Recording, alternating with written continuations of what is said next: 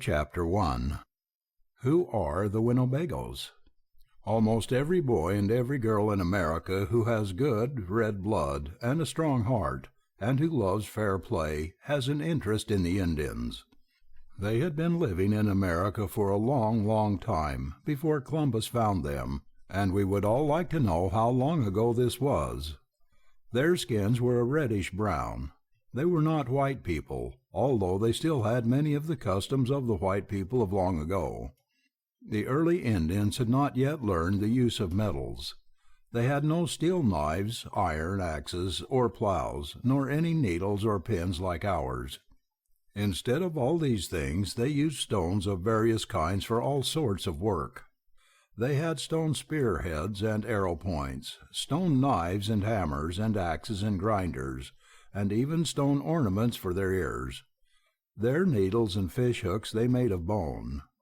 The pioneers and settlers who came from Europe found many different nations and tribes of Indians in the various parts of the country.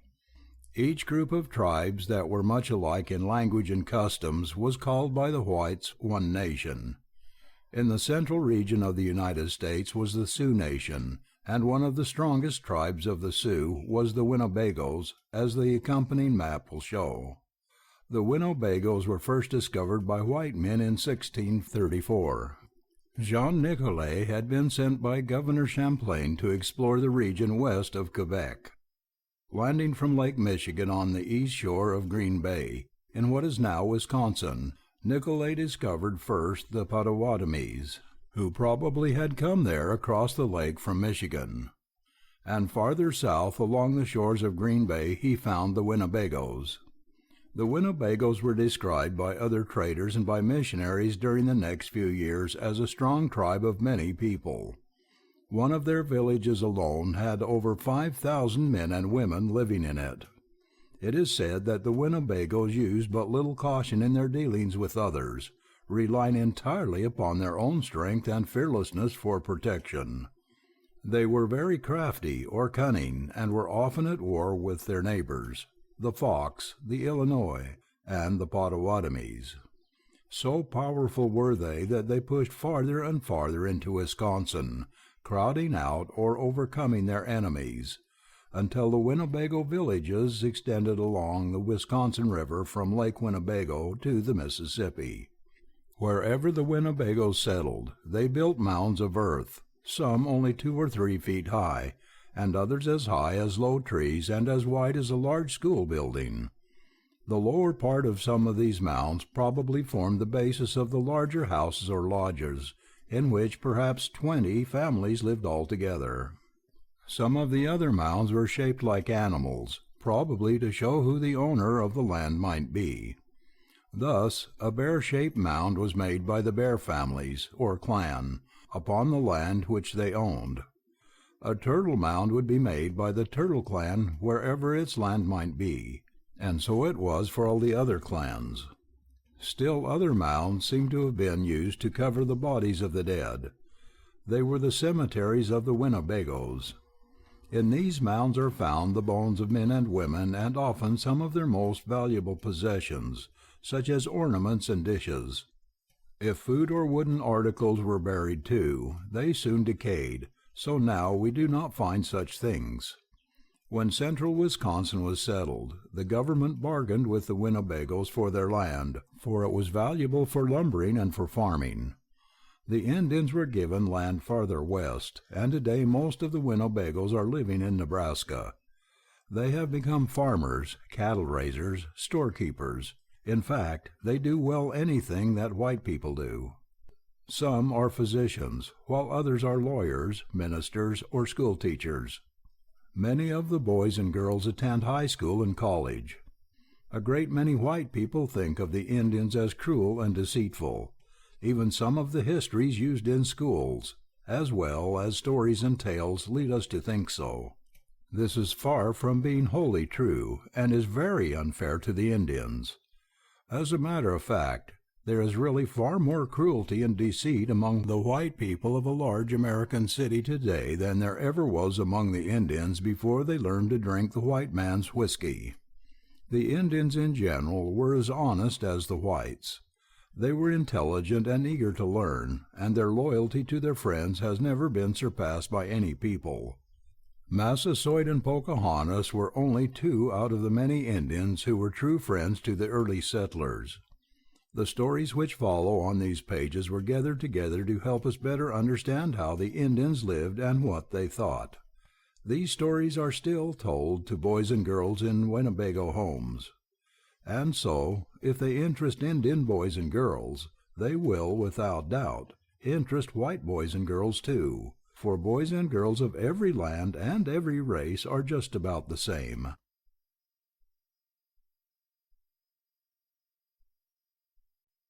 Chapter 2. Bear Chief's Arrival.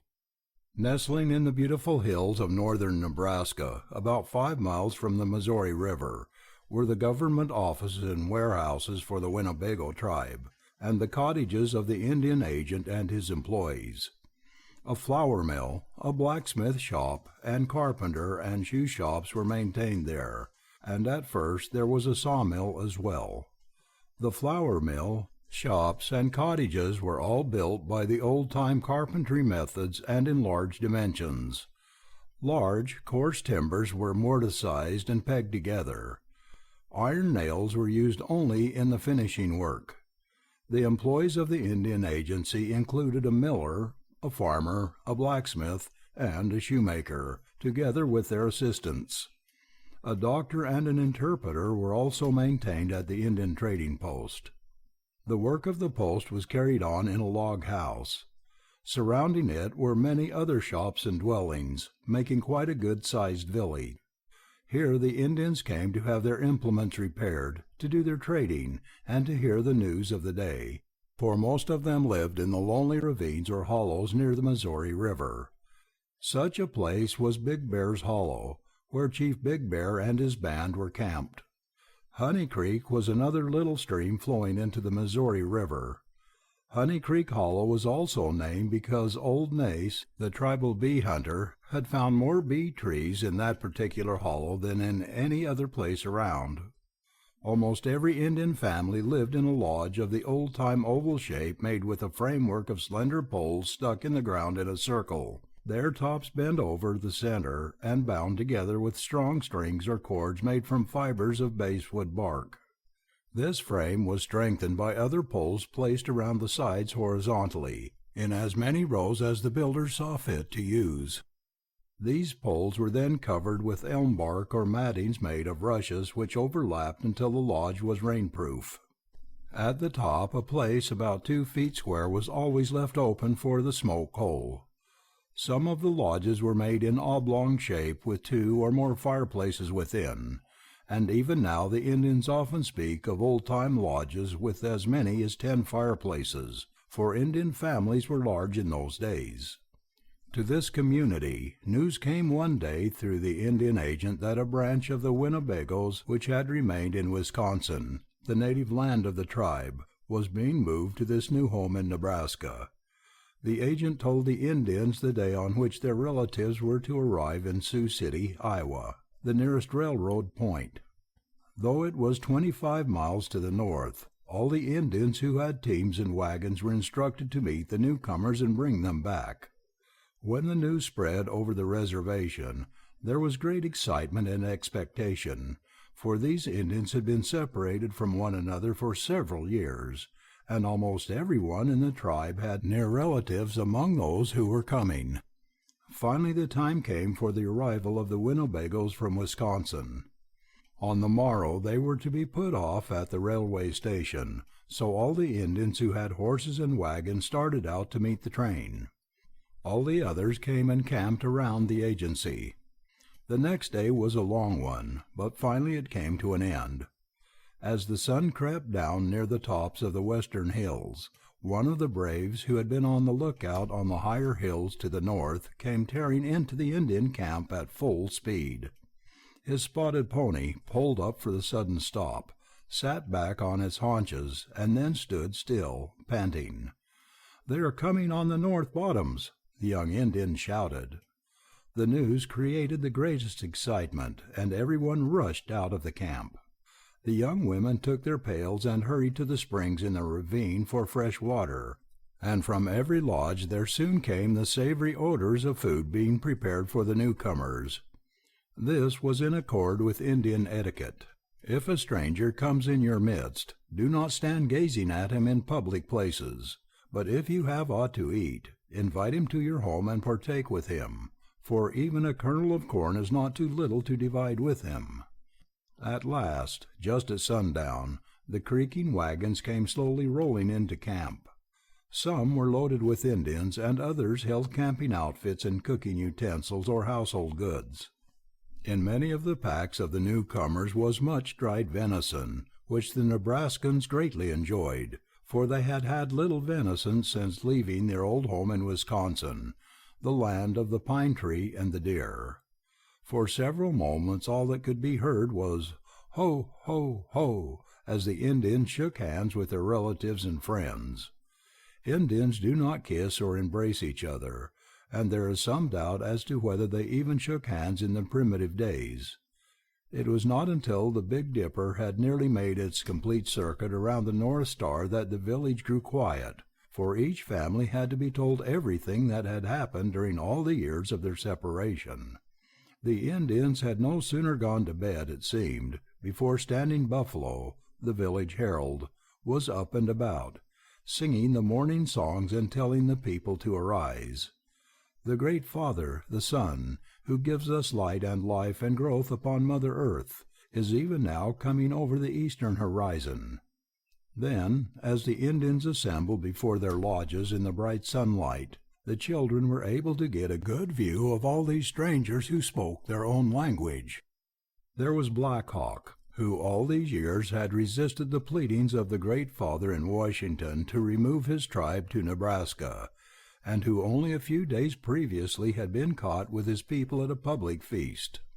At the point of the bayonet they had been forced to get into boxcars on a freight train and be shipped like cattle to Sioux City. A Chief Black Hawk was in appearance as well as in action, with strength and leadership written on his face. His word was law among his people. But who was this other great chieftain whose words seemed to charm everyone like music? Was he another chief of the tribe? No, he was Bear Chief, the tribal storyteller, the son of Old Two Claws, and, as his name indicated, a member of the Bear clan of the Winnebagoes. He was of ordinary stature, with a strand of long black hair hanging down over each shoulder. 2 eagle feathers stuck in his hair, on the back of his head, denoted his ability as a warrior. His face was round, and he wore a heavy ornament of conch shell and wampum in each ear. A strong bough of hickory was his cane.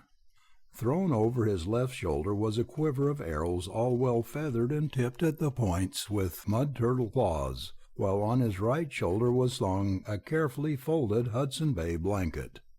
He wore a buckskin shirt and a pair of leggings of the same material, with fringes down the outer sides of his legs. His moccasins were ornamented with colored porcupine quilts. Thus stood Bear Chief, the storyteller, as the children saw him the day after his arrival.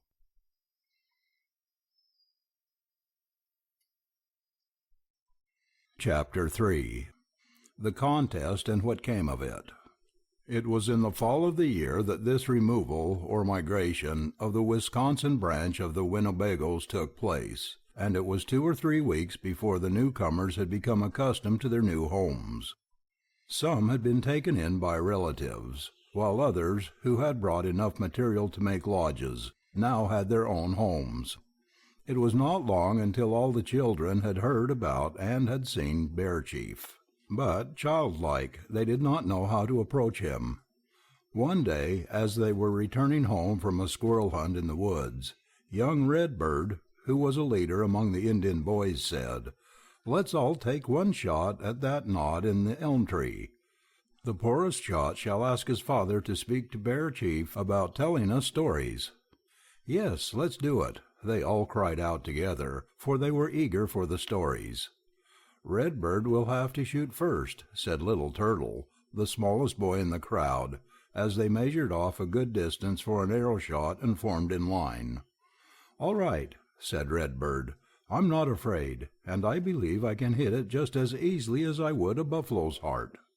So he placed his best arrow on his bowstring and pulled it back its entire length several times to see whether the bow still retained its full strength and springiness. Then he took careful aim and let the arrow fly. It went whizzing forth, striking the tree just beside the knot. "I knew you would miss it," shouted Little Turtle, as the other boys laughed in glee. "If it had only been a buffalo I would have sent the arrow through its heart," said Redbird. Then Green Crow boldly stepped forward with his bow and arrow, saying boastfully, "I'll show you how to hit the knot. Just watch me." But he let fly his arrow so far from its mark that he was unable to find it. "You are always boasting, Green Crow. You wouldn't have killed the squirrel dangling now at your belt if I hadn't wounded it first," cried Redbird. Then Flying Cloud, the chief's son, shot, and hit the knot on the edge. With a feeling of safety and a proud air he stepped aside for Little Turtle, who now was examining his arrows. Little Turtle was the youngest and the smallest of the boys, but his father had taken great pains in teaching him how to shoot an arrow. He had cautioned his son always to keep his arrow straight and to be sure not to swing his bow hand to either side while the arrow was leaving the bow.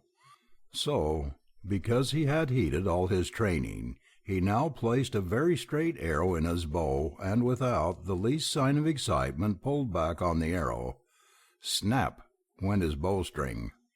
The other boys shouted merrily at his misfortune.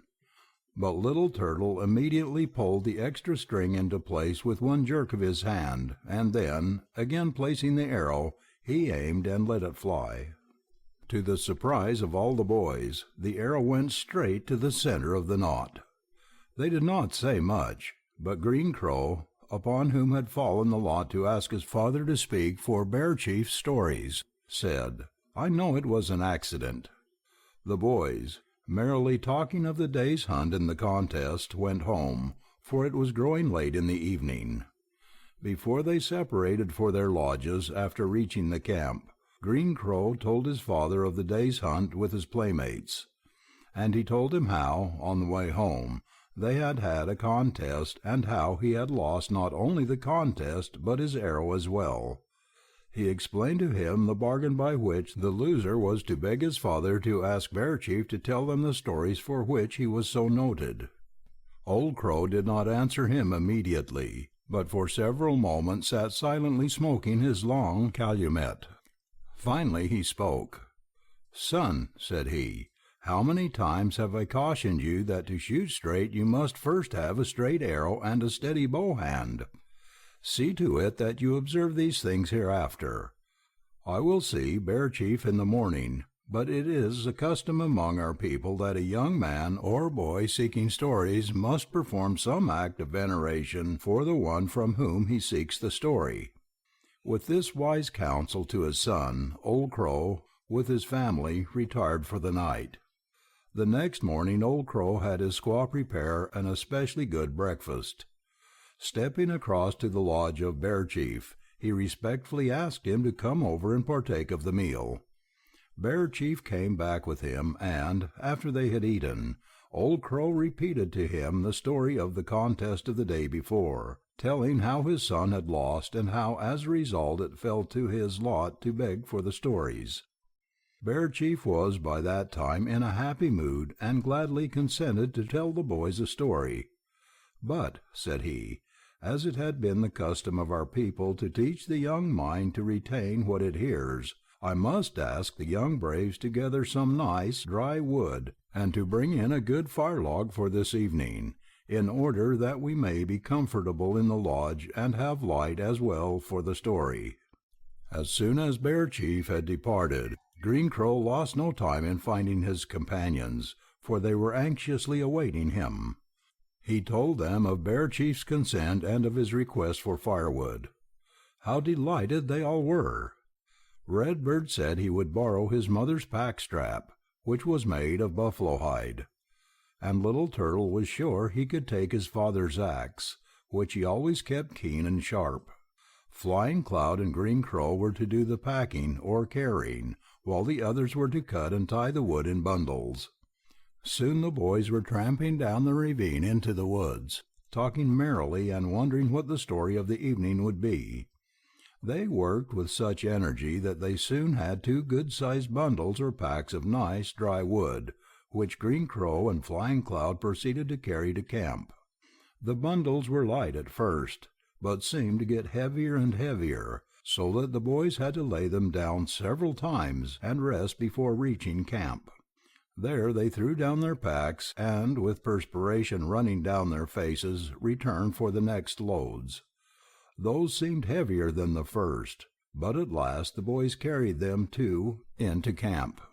Then came their final load, the big fire log. It was a fine, long, dry log from which someone had peeled the bark to cover his lodge. This log the 4 boys partly carried and partly dragged into camp. The young braves, having now made good their word, were happy, and each returned to his father's lodge for the evening meal. With the appetites of hungry bears they did full justice to the jerked meat and corn which their mothers had prepared for them. And eagerly they awaited for dusk, for that was when Bear Chief had told them to come to his lodge. At last, since everything comes to those who have earned it, dusk began to come. Since it was but a few rods to Bear Chief's lodge, they arrived there in good time, just as the stars began to peep out here and there in the heavens, and a perfect and silent night fell upon the village. The boys stood outside the lodge for several moments, longing but hesitating to go in. Finally Redbird told Green Crow to go in first. "No," said that young brave, "I asked for the story, and it is up to one of you boys to go in first." So Little Turtle stepped forward and, opening the door flap, which was made out of a buffalo robe, led the way inside the lodge, which was of the ordinary oval shape, covered with rush mattings. The 4 boys took their seats on the north side of the lodge. The entrance was on the east end, and Bear Chief was seated at the rear or west end. At the south end sat Bear Chief's squaw, making moccasins for her chief out of smoked buckskin.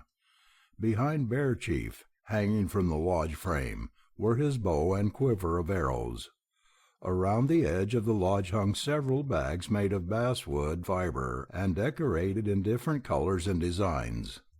The mattings lying around the lodge fire were made of beautifully colored rushes woven together.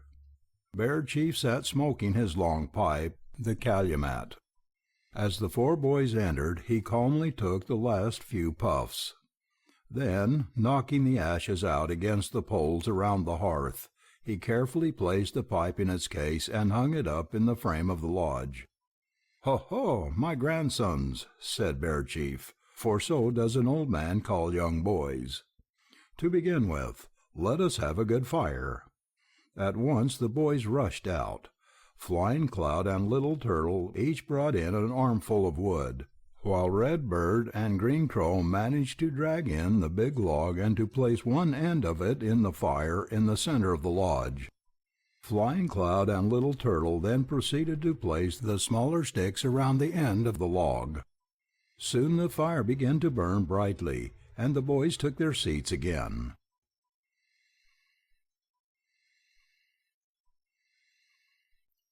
Chapter 4. The Foolish Hunter. "Flying Cloud, my grandson," said Bear Chief, "will you please turn around that stick that has its big end in the fire?" So Flying Cloud turned it around, and placed the smaller end in the fire. "There," said Bear Chief, "it is good.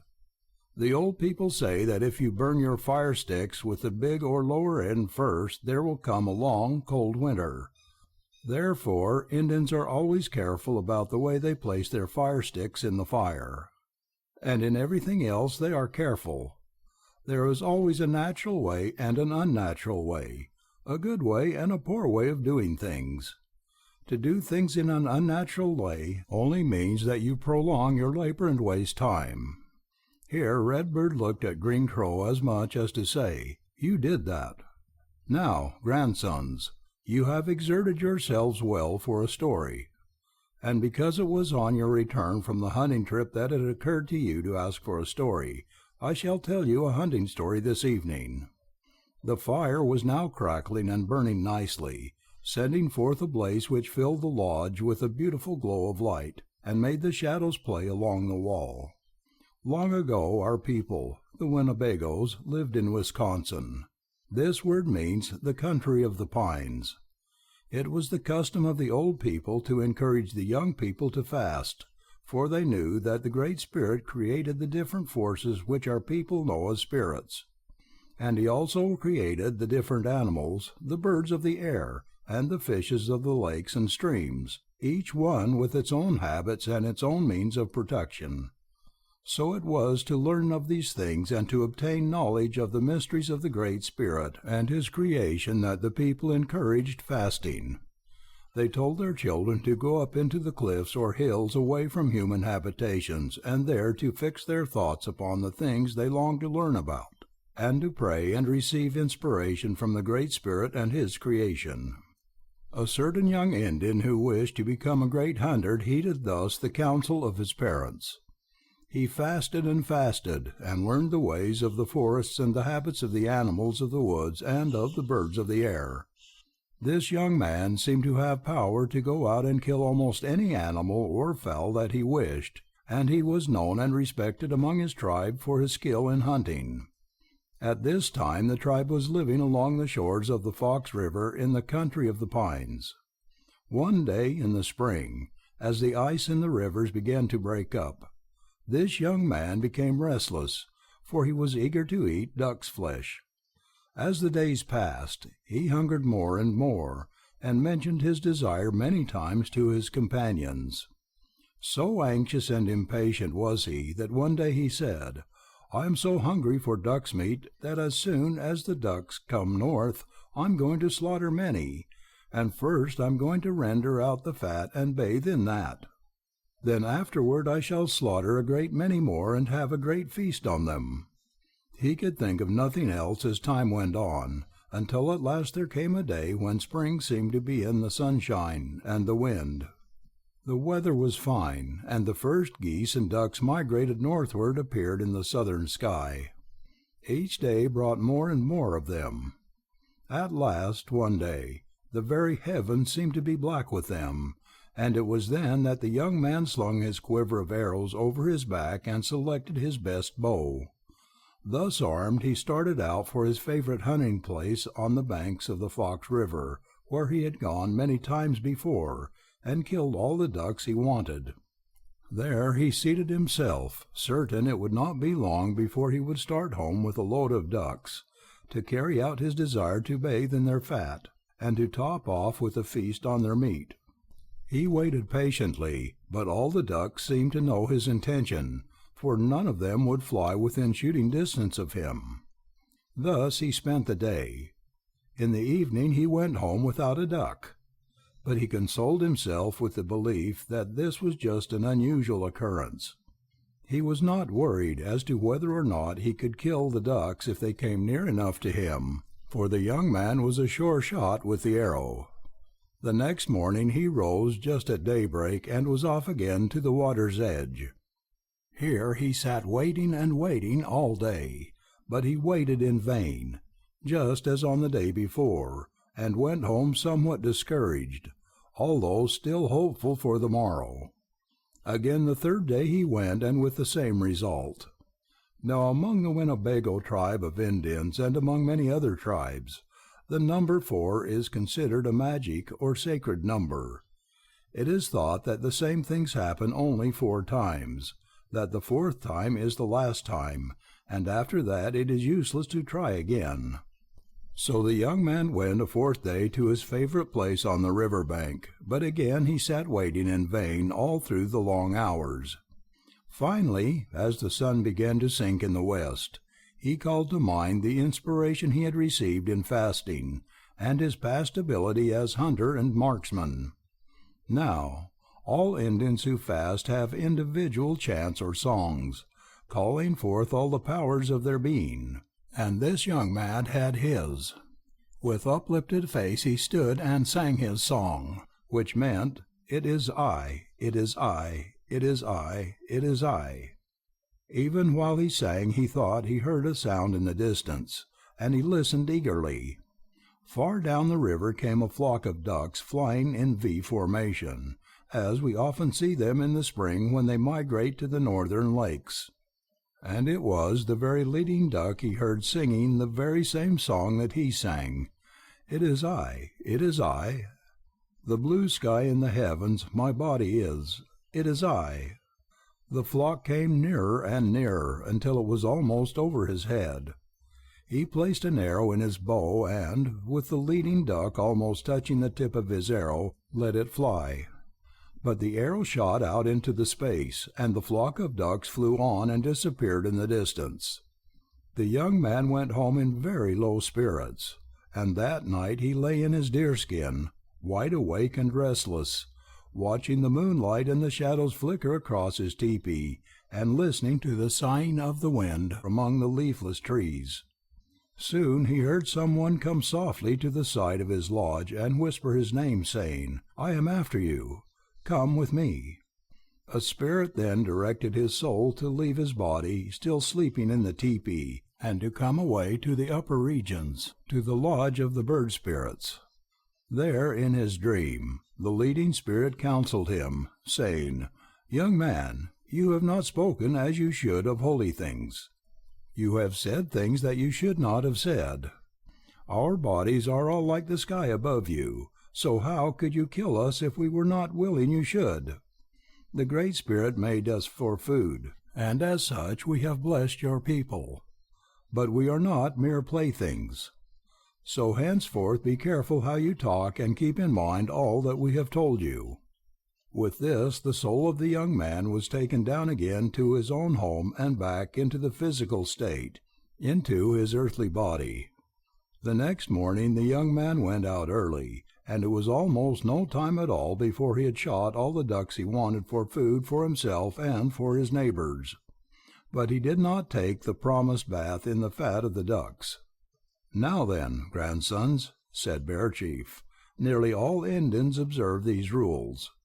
When I was a young boy myself, my father taught me very strictly never to play with food or to waste it, or to kill more than was necessary for food." Old Bear Chief stopped speaking, and took down his pipe for a smoke. "Green Crow here always tries to kill more squirrels than are needed for food, grandfather," said Red Bird. "It is not right," said Bear Chief. "And now, grandsons, if tomorrow you will fast a half a day, in the evening I will tell you another story."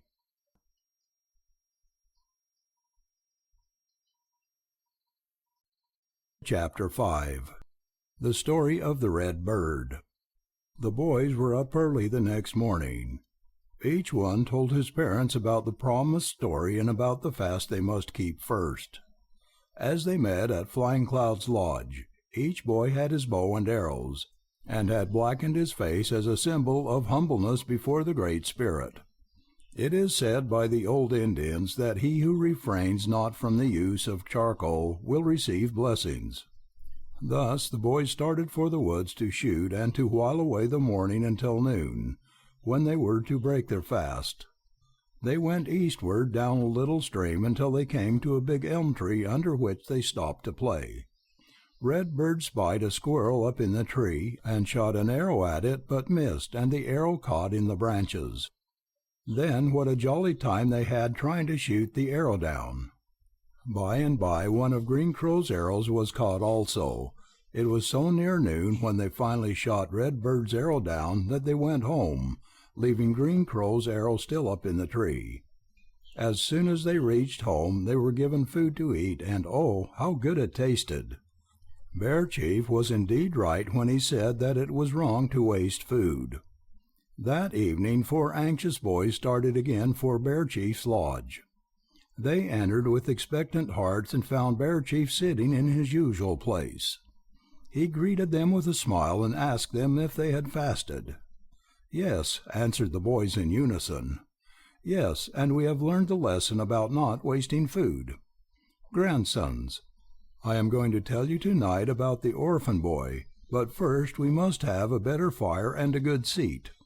So he leaned over and poked the fire into a blaze, and then squirmed about to make for himself a comfortable seat. "All right now, boys," said he, "you listen. Long ago there was a village in the forest built in the circle in which Indians usually build their villages. On the outskirts lived an old woman with her young grandson, for the boy's father and mother had died, leaving him an orphan. The life of the village went along quietly, as life in most villages does, until one day there came a bird with beautiful red feathers. It flew into a tall tree in the middle of the village circle, causing a red glow of light to spread over all the lodges. It was such a handsome bird that the chief wanted its feathers. He offered one of his 2 beautiful daughters in marriage to anyone who would kill the bird. So all the young men took their bows and arrows, each of them expecting to win a bride. Each day the young men came to the foot of the tree, and among the crowd was a man called the Ape, who was a cheat in everything he did. Each youth was allowed to take 1 shot at the bird, and whenever anyone's arrow came close to it, a shout of excitement would go up. Drawn by this shouting and noise, the orphan boy came too, dirty and uncared for, with his hair matted on his head. Each day upon his return home he told his grandmother about the contest, and asked that he might go and try his bow and arrow on the bird. And though his grandmother scolded him every day, he would quietly sneak away to the contest. "Oh, here comes the orphan boy. Let him try," everyone cried each day as he joined the crowd. So he would place an arrow in his bow and shoot at the bird. The ape, who was always there, also shot at the bird at the same time and always came very close to it, causing the crowd to send up a shout. Thus the Winnebago shot for 3 days. On the 4th day the contest was continued, and as usual the orphan boy stepped up to shoot. Just as he let his arrow fly, the ape also shot, but it happened to be the orphan boy who hit the bird, causing it to fall to the ground. But the ape claimed it, taking it away from the orphan and presenting the bird to the chief, who thanked him and gave him his elder daughter in marriage. In the scuffle the orphan boy snatched a single bright red feather, and this he carried home under his blanket. Soon the feather changed into a much brighter and more beautiful bird than the one which had been shot. The boy showed his wonderful red bird to his grandmother, telling her all that had happened. As the grandmother still very much doubted his ability to shoot, the orphan boy braided a rawhide hoop and told her to roll it across the floor of the wigwam. She did as she was bidden, and the boy shot it right through the center. The hoop fell in the middle of the lodge in the form of a yearling buffalo heifer. Then the orphan told his grandmother to cook some of the meat of the heifer and take it to the chief for his meal. This she did, but when she took the meat to the chief's lodge, she passed it under the door flap, saying, "This is for the chief from his son-in-law." Then she slipped away unobserved. The chief ordered his women to see who it was, but the old grandmother was nowhere to be found. This the old woman did for 4 days in succession. On the 4th day the women saw her and discovered that it was the orphan's grandmother who brought the delicious meal of buffalo meat. And when they went to question her about what she had done, they found there the orphan with the beautiful bird. The chief was told of all this, and he called the orphan boy to his lodge and gave him in marriage his second daughter, who was even more beautiful than the elder daughter. But because the boy was so dirty and unkempt, the ape and his wife were very careful not to touch him and to keep all their things out of his reach when he came in. The wife of the orphan scolded them, telling them they ought to have pity upon him.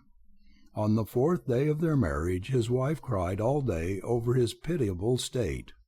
The next morning the orphan asked his wife to take a walk with him into the forest. They walked a long way until they came to a large lake. There he told his wife to note him carefully so that she would recognize him again, showing her a scar on his leg. Bidding her have no fear, he dived down into the lake. He did not come up again, and finally she began to fear that he had been drowned. There she sat and wept until finally she fell asleep. Late in the afternoon, a beautiful young man in wonderful robes came and awakened her. "Come, wife," he said, "it is time for us to go." "You are not my husband," she replied, for she did not recognize this stranger. "My husband dived into the lake here and has not returned." Then the stranger showed her the scar upon his leg. He told her that he had gone into the lake to transform himself, and that all these things were but to test her love. At this she was very happy. Upon their return from the lake, his sister-in-law recognized the orphan boy at once, and after that there was no end of her calling him brother. The orphan's skill with the bow and arrow made him a wonderful hunter, so that he supplied the whole village with meat, and finally, upon the death of his father-in-law, became the chief. "Now, my grandsons," said Bear Chief, "tomorrow evening I shall tell you about the unlucky horse. It is time for you to return to your lodges for the night, but before you go, tell me what are you going to remember out of tonight's story?" "The beautiful red bird that came from a feather," exclaimed Green Crow, who was always the quickest to speak. "No, grandsons, that is not the best thing to remember." The boys sat and thought. None of them wanted to say anything until he was sure he was right. Then Little Turtle's eyes sparkled with a sudden thought, and he whispered, "I'm going to remember that any boy, even if he has no father or mother, can succeed in almost anything he tries to do."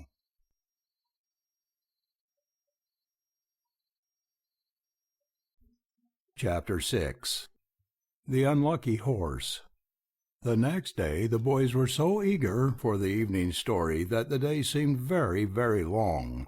But after they had wandered far through the woods and had played all the different games they knew, the evening did finally come, and the stars began to twinkle in the heavens. Eating very little supper, they met early and started for Bear Chief's lodge, taking their seats on the north side. "Ho, grandsons!" came his usual greeting.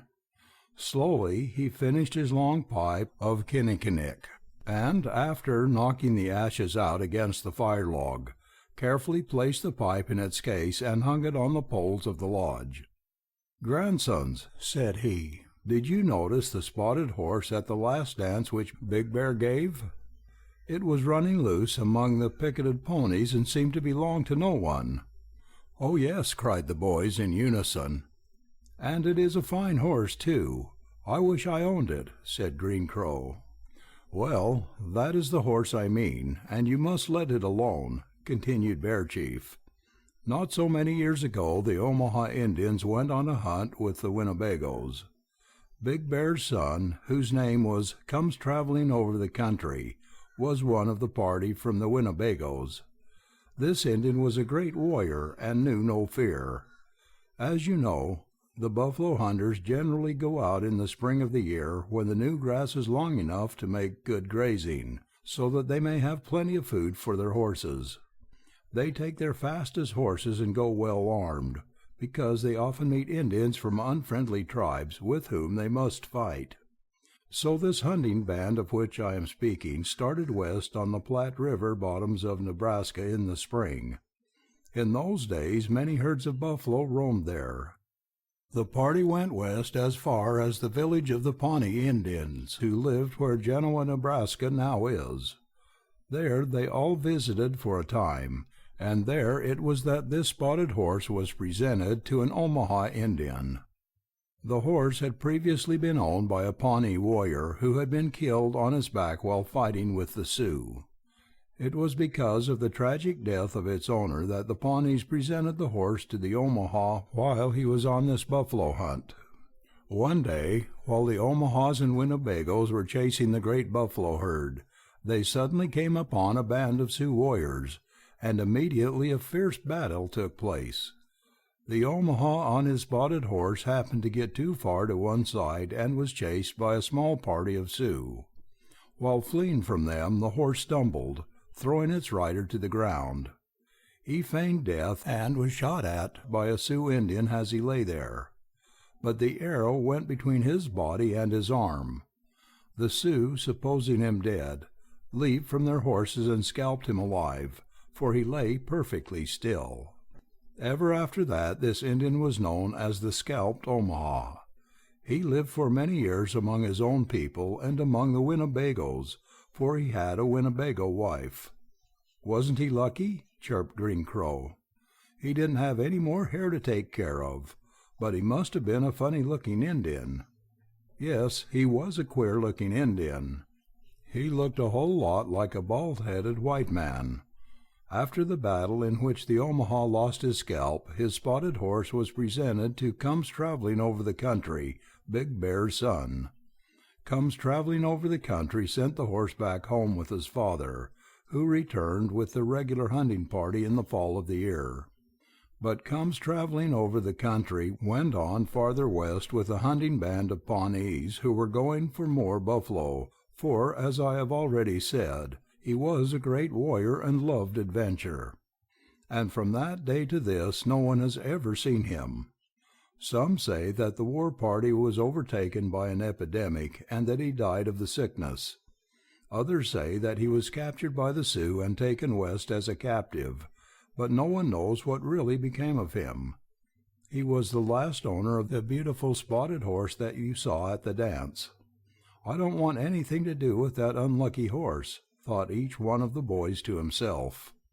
As they said good night to the old storyteller, they thanked him for telling them all the good stories about their people, and promised that they would not forget a word, but would, when they were old men, tell the same stories to other boys at night about the log fire.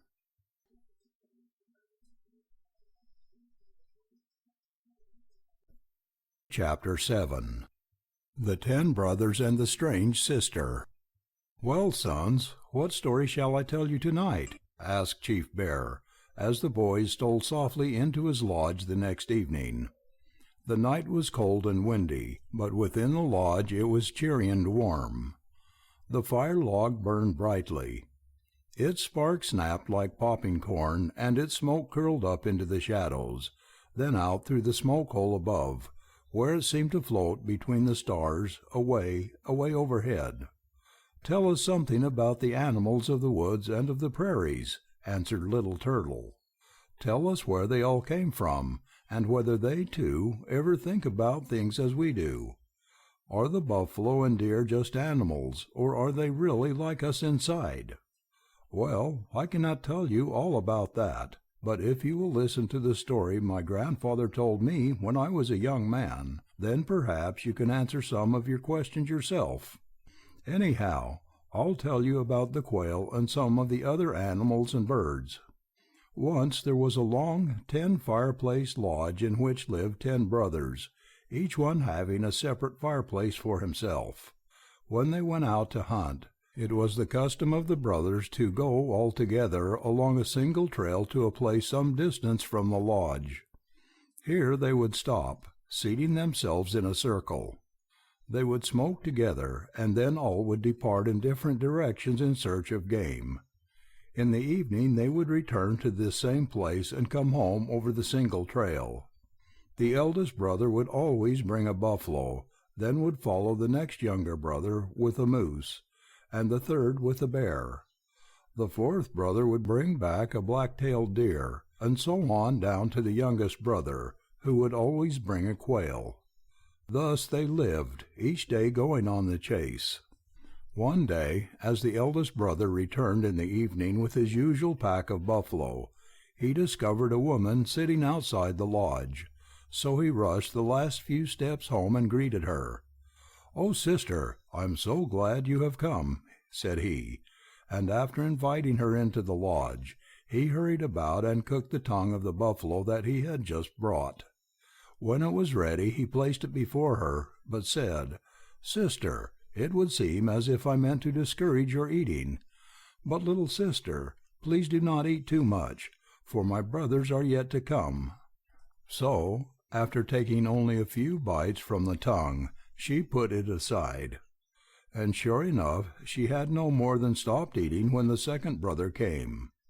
As soon as he came within hearing distance, the eldest brother shouted to him and told him about the arrival of their sister.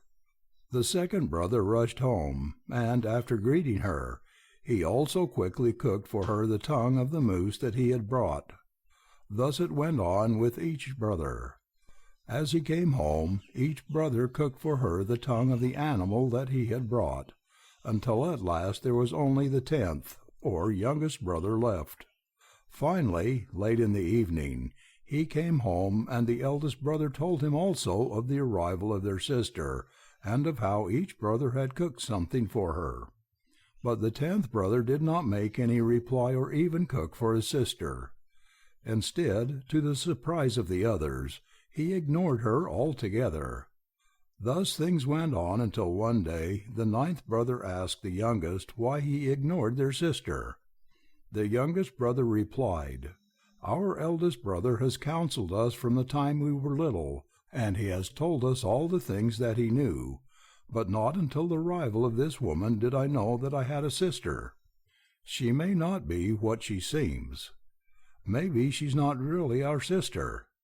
Thus they argued with him day after day as they sat in the woods before they separated for the hunt. At first they were angry with him, then laughed at his doubts, but at last they admitted that he might be right after all. He finally won over all his brothers except the eldest one, who still continued to regard the woman as his sister. But at last, one day, as they sat smoking before they departed on the chase, he asked his brothers their reasons for their suspecting her. They told him that he was the eldest and had told them from time to time all that he knew of things in general, but that he had never mentioned a sister. For that reason they supposed that she was an impostor. And thus, at last, the eldest brother, too, was won over to their way of thinking, and they decided to send back a spy to see what the woman was doing in their absence. They decided to send their youngest brother, so he turned himself into a little bird and flew to the top of their lodge, where he alighted and listened. Lo and behold, the woman was talking over to herself her plan for killing them all that same evening. "I will waylay them on their way home and kill them one at a time, which will be easy, but I wonder if I will be able to kill the youngest brother. Ah, he might even now be somewhere around listening to me," said she. The little brother then flew back to the others and reported the woman's plan to kill them that evening. The brothers held a hurried council and decided to leave for other parts of the country right then and there. They agreed to travel in different directions in order not to leave such a plain trail. Each evening they were to come together, and start again in the same fashion the following morning. Having decided all this, the 10 brothers took their departure at once. In the meantime the woman waited for their return to kill them, but they did not come. She grew more and more impatient, and finally realized that they must have run away. Raising her skirts up to her knees to enable her to run freely, she took an elk-horn war-club and gave chase, muttering all the while threats that they should not escape her. She ran over the single trail to the place where they always had separated, and, sure enough, there were their trails leading in different directions. Taking up one of the trails, she rapidly followed it. The brothers had traveled ever so far, and were coming together for the night when the woman finally came in sight of them. As she ran, she called to them, "You might as well give up, for I will overtake you no matter where you go." "Brothers," said the eldest one, "it is going to be very difficult, so come together here." And as they came into a group, Kunu, the eldest brother, exerted himself and changed them all into buffaloes, and they started to run on again. As they ran, they mingled with other buffaloes which were running wild, and these animals soon got tired and stopped. But the brothers continued to run on for a great distance until they were tired of being buffaloes, when once more they ran on as people. Even then the woman gained upon them. The second brother then called them together, and this time they ran away as a herd of moose, mingling with other wild moose to cover their tracks. After a time the third brother exerted himself, and they were turned into bears, and then, of course, ran through thick timber and brush land as bears are wont to do. The fourth brother helped them to run as black-tailed deer, and then, as each brother in turn exerted himself, they ran as different animals. But the woman gained upon them constantly, until each one of the brothers save the 10th had tried his power. Then the eldest cried, "O little brother, I beseech you to try to do something to help us." So the little brother, by whistling, "Bob White, Bob White," changed the brothers into a flock of quail, and thus they flew off. But the eldest brother was heavy and had to run for some distance before he was able to rise from the ground, and the woman nearly caught him. They flew for a long way until finally they alighted in a very tall tree on top of a high cliff. There they were resting in the branches when the woman came up and struck the tree with such force that they nearly dropped off. This she continued to do until the eldest brother again appealed to the youngest to try to do something. So the youngest brother began to whistle again, "Bob White, Bob White, Bob White, Bob White." At the fourth whistle there appeared in the west a dark cloud. Before long there came a heavy storm with lightnings and thunders, and the lightning or thunder bird struck the woman dead, thus saving the 10 brothers. Coming down from the tree, they started back for their home, and, though it was a great distance away, finally reached it safely.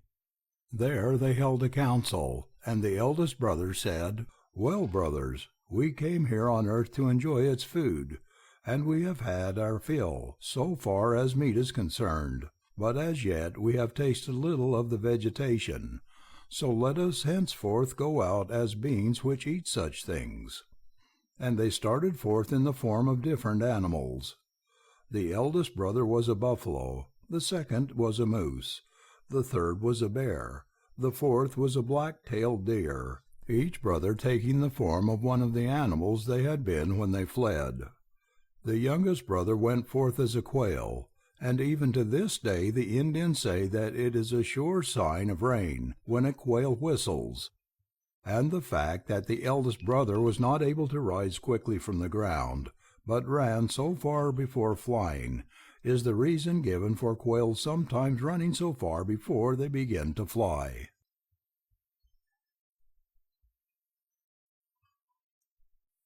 Chapter 8. Kono, the Spirit of Gambling.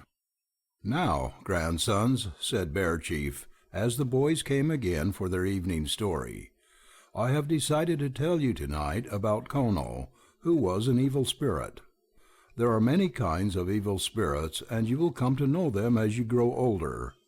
Some people do not call them evil spirits, but bad habits instead. The Great Spirit created the earth and all things, and when this was finished he then created man.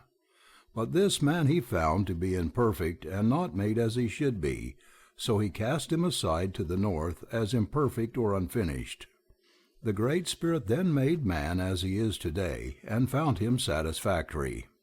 The man first created and cast aside, however, did not die, but lived on, and this imperfect being, created by the Great Spirit, became the source of all evil. After a time some evil things began to appear among the people, and one of them came in the form of a man and was named Kono. This Kono lived on earth and went about among the Indians, gambling with them at whatever game they could play. Because he was a powerful spirit, he won from them their wampum and other possessions. There came at last a time when he had won all their smaller possessions from them, so that the people did not know what else to put up as stakes in their games. Then Kono suggested to them that he was willing to play them for their rights in all things that grew upon Mother Earth, such as squashes, corn, beans, and all other vegetables, also the fruits and trees, as well as the animals. In fact, he would play for all the things of the earth which were of benefit to the Indians. So, hoping to win back from him some of the things they had lost, the people consented to play with him again. Kono thus began to win from them the necessities of life. First they lost the corn, which was their main food, then the squashes and beans and the fruits, and finally all the fishes of the waters and the smaller animals like muskrats, rabbits, beavers, fawns, and so on, even to the larger animals like the deer, antelopes, moose, buffaloes. Thus Kono won from them, one at a time, the things of the earth until he had won even all the trees, and there was nothing left save the people themselves. Next Kono offered to play for the women. So, in hope of winning back the things they had lost, and because they had nothing upon which to exist, neither food, clothing, firewood, bark or skins for shelter, nor any other thing except their own bodies, the men consented, and once more the game was started. The men put forth their uttermost efforts, but Kono began to win, and by the end of the fourth day he had won all the women of the people, thus leaving only men, who knew not what to do. Then Kono began to gather his winnings together, and he took all the corn that grew on the earth and put it into one small field by his lodge in order to guard it, and he did likewise with all the other things. He took all the maples and other sap-bearing trees and made one large tree out of them, from which the sap flowed in a thick syrup. Then he took all the women and girls and made them into one beautiful woman, whom he took as his wife to keep house for him. Thus lived Kono with all the earthly things, which he guarded so closely that the men began to suffer and to starve. It was then that some of the good spirits, aware of these conditions, decided to help their people. So he who is known as the rabbit, the son of the Great Spirit, with the turtle, called Kekcha Gaega, the thunder, Haskuchka, and Red Horn, Wakchan Kaga, another son of the Great Spirit, as well as many other powerful and good spirits, came among the people as human beings and challenged Kono to a game. Kono wondered what they had to play for. When he asked them, they replied that inasmuch as he had won all they had save their bodies, they would therefore put up themselves, for there was no use of living on.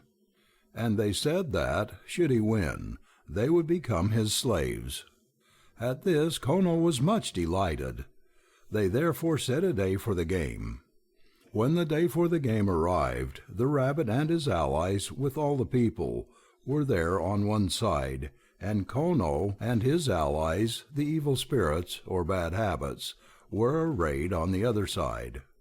Kono suggested that they play the jack-straw game.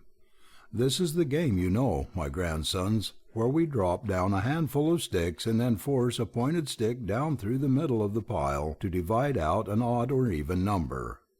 When all was ready, the sticks were dropped, and Kono was the first to play. He had brought the partridge to do the playing for him. The partridge, instead of using a pointed stick as is usual, forced his bill down through the center of the pile and separated out an even number. But the turtle, who was there aiding his people, took such a long, deep breath that he drew one of the sticks away, making an odd number for the partridge and Kono. Great was their surprise and disappointment at this, for they had never failed to make their point before. It was then the people's turn to play. So the rabbit brought forth an extremely tall blue crane with a very long bill to divide the sticks for him. The crane stepped up and forced his long bill down through the center of the sticks, dividing out an even dozen. Thus the first day of the game was one of victory for the people, and they went home with a great many of their former possessions. Now Kono was very anxious for another game, so another day to play was set. On the day set for the second game, all the good spirits and the bad ones too came again. Kono wanted to play the game of stare, in which the opponents must sit and stare at each other with wide-open eyes. The people drew aside to counsel together, for they were sure that Kono would use the owl, who could keep his eyes open without blinking longer than any other being in the world. and they were in doubt as to whom they could use that would stand such a long strain of staring.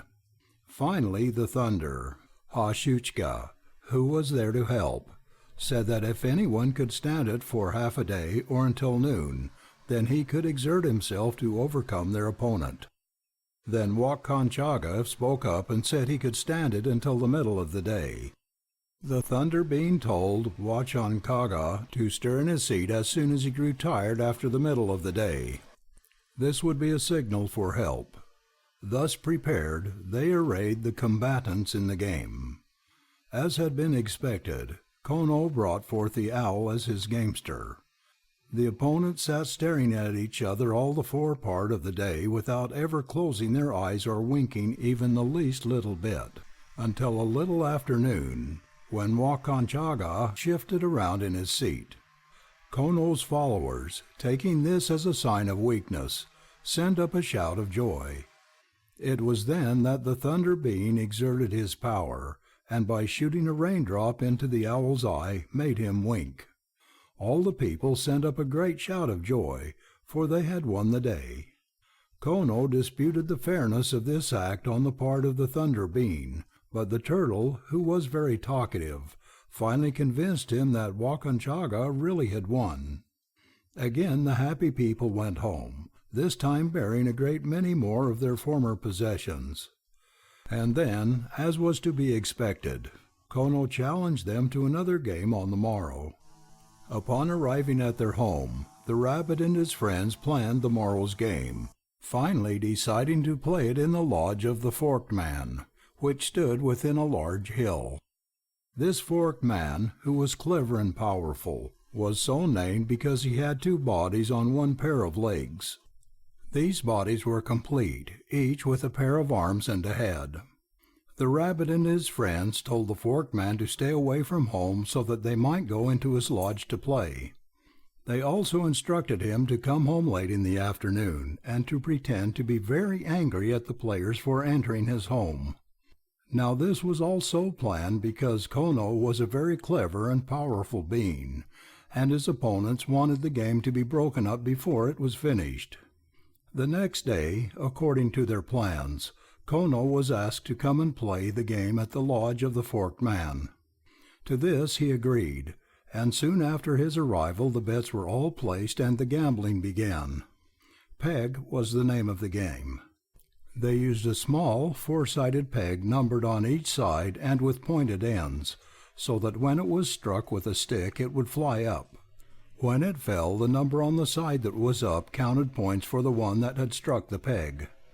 It was an exciting game, and Kono and his opponents played and played, sometimes losing and sometimes winning. The game was at a winning point for the rabbit and his friends when the Forked Man returned. As soon as he came in, he yelled at them very angrily, brandishing a huge club, and asking who gave them permission to gamble in his lodge. Finally, he ordered them all out. This confusion and excitement gave the rabbit and his friends an opportunity to grab the stakes and run away. Thus they overcame Kono for the third time. They had now won back everything but the woman, and the rabbit decided to try his arts in winning her away from Kono. He went to her while Kono was away and courted her, but she would not listen to him. A second and third time he went, but was still unsuccessful. So the fourth time he dressed himself up and changed his features until he looked exactly like Kono.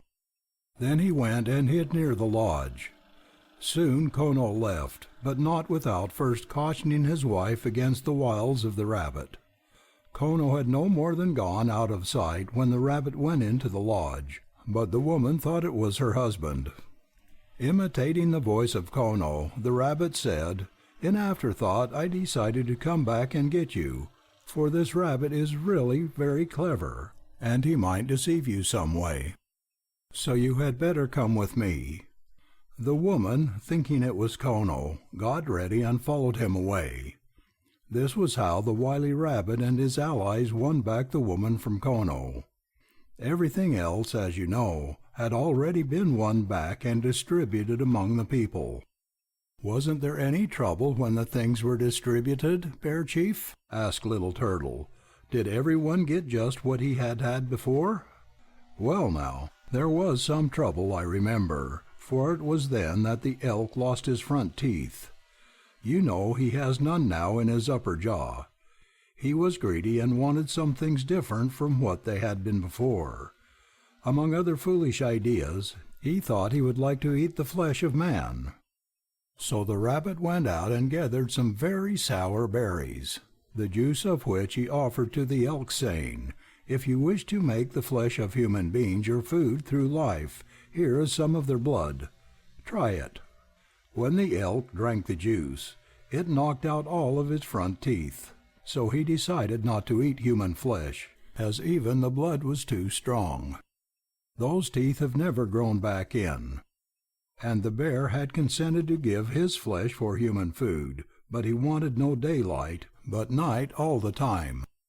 Then when the people wanted any of his meat to eat, all they would need to do would be to reach out into the dark behind their lodge seats and drag him forth, pulling him by the hair. But the counselor said, 'Not so, Bear. You are too bad-tempered to endure that very long.' But at last things got distributed among the people about as we have them today. But even now Kono gambles with us through our own laziness, waste, and other bad habits." "That was a good story, Bear Chief," said Redbird. "I well understand why everyone says you are the best storyteller among our people. But you must not forget, boys," reminded Bear Chief, "that often the bad spirits are in our own hearts, and, unless we are watchful and strong-hearted, they will make us do bad things. We must learn to do only what the good spirits tell us. Good night, grandsons."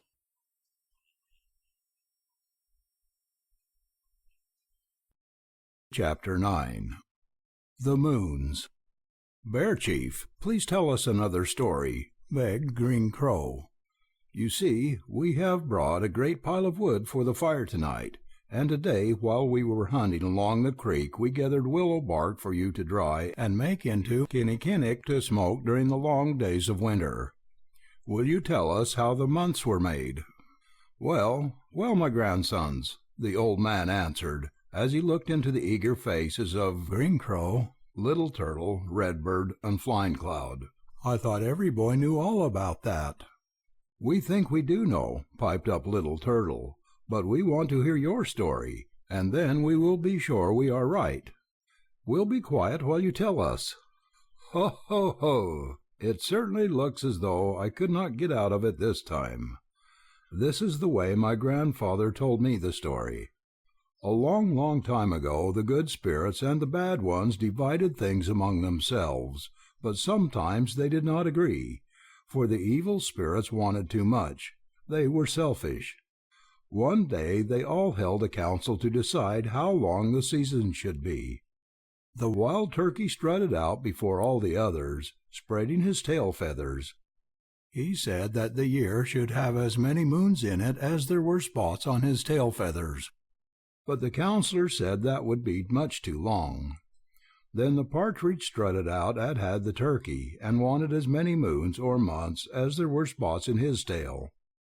But the spirit said that his tail was too large also, and had too many spots.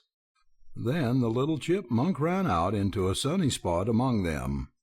When he talked he squealed with his funny little voice, and each time he squealed he jerked his tail up over his back, just as chipmunks always do. He wasn't really bragging, but you could see that he was just a little proud of his shiny coat and his bushy tail, and the handsome stripes along his back. In his squeaky little voice he suggested that every year have as many moons as there were stripes on his back. There were, as you well know, 6 yellowish-white stripes and 6 black ones. The counselor said they guessed that it would be about right to have 12 moons, or months, every year, and that the white stripes could be the winter months and the black stripes the summer months. Now, which one of you boys is sure he can name for me the first 3 months of our summer?"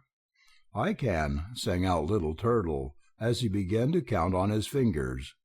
"First comes the planting moon, Wujujirira, when the women and girls plant the seeds of corn, squash, and all the other good things. The white men call this moon May. Then comes, oh, but we also call that moon Maitawus Wira, the drying moon, interrupted Green Crow. Don't you know that's when all the rain and the water from the melting snow is dried up? You keep still, Green Crow, cried Little Turtle. You'll get your turn. I was just going to say that after the planting moon comes the month when the corn must be hoed and when the strawberries are red. June is not near so good a name for it as Myrawun Wira. And then comes the hot month when the chokeberries are ripe in the woods, when the wild geese drop their feathers, which we find floating along the lake, and when the corn grows its plumes or tassels. And I know its name, Wihotira. Here Bear Chief held up his hand for order, for each of the other boys wanted to name the rest of the moons. Redbird, said he, you name the other 3 black stripes of the chipmunk's back, which are also summer months. The 4th moon, said Redbird, is Witachak Hiwira. This is when we roast the ears of corn over the fire, and when we have our feasts, and open the sacred bundles and pray for good health and peace. That is right, very good, nodded Bear Chief. And what do we call the time when the rice is laid up to dry? Oh, that is Sinnaki Tuwira. The white people call it September, and it has many other names. If you had asked me when the bobolinks and the blackbirds were getting ready to fly away for the winter, I would have said Hozazake Wira. Or I might have told you it was the moon called Hoizuk Wira, when the elk calls through the woods for his mate. And then comes the most pleasant moon of all, the Indian summer. It's not too hot then, nor too cold. The fishing and hunting are good, and the smoke of the campfire makes a blue haze wherever you look. It is Chaminago Wira, the deer-digging moon. Now all the boys tried to speak at once. All right, Little Turtle, said Bear Chief. You show us whether or not you know the first 3 white stripes of the chipmunk, the winter months. Chakiru Gawira, replied Little Turtle, is the month when the deer mate and when all the corn, squashes, beans, dried berries, and roots of the sweet flag and water lily are put away for the winter. That is the moon when we move into our warm and snug winter lodges. Then comes Chaheo Wakshorira, when the deer shed their antlers. In this month comes the white man's Christmas, but I like it because the hunters come in with fat venison and bear and elk, and the women make warm winter clothes from the furs, tanning them with the brains of animals. And the next white stripe on the chipmunk's back is Anchwichoni Wira, when the young bears are born. Sometimes we call it Witeri Wira, the hard or cold month. That was well done, my son, and you must remember that when the young bears are born, we who are members of the bear clan have our big feast in honor of the bear spirit. We cover our faces with charcoal to show our humility, and ask him to protect the women and children, to bring us plenty of game for our hunters, and, should we be attacked, to make our weapons sharp for our defense. And now you are last, Flying Cloud. See if you can name the other 3 moons of the year. The other boys had the easy ones, answered he, but I can do my part just as well as they did. The 4th white stripe of the chipmunk's back is for Hanchwiragnira, the 2nd bear moon, and the next stripe is for the raccoon moon, Wakakiru Gewira, when the trappers get most of their skins, and the young people make love to each other. And the last moon is the time when the wild geese have returned and are laying their eggs. We do not call it April, but a much better name, Horogi Nawira. That was good, my son. You have said nothing while the other boys wanted to talk, and this shows that you have learned a valuable lesson, to say little and to think a great deal. Before we let the fire burn down, I'll tell you all why there is a large full moon every month and why it gets smaller. When the moon is full, the evil spirits begin to nibble at it. to put out its light, for evil spirits like the darkness best. Each night they eat away a part of the moon, until in 2 weeks it is almost gone. But the Great Spirit will not permit them to take advantage of the darkness to go about the world doing mischief, so he makes a new moon. He makes a little of it each night for the next 2 weeks, until finally a big new moon hangs in the sky again. Then he rests, and the evil spirits begin all over again. Boys, our wood is all burned up, and out in that big oak tree I hear the owl calling. Listen, I hear that hoo-hoo, hoo-hoo. It is time for us to all go to sleep. Good night, my sons. Come again tomorrow night for another story. We surely will do that, Bear Chief, the boys called as they left his lodge. Good night.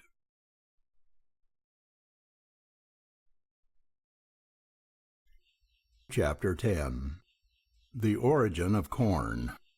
The day following the story of the moons, the boys went out with their bows and arrows to while away the long day, for they could hardly wait for the next story that Bear Chief had promised them.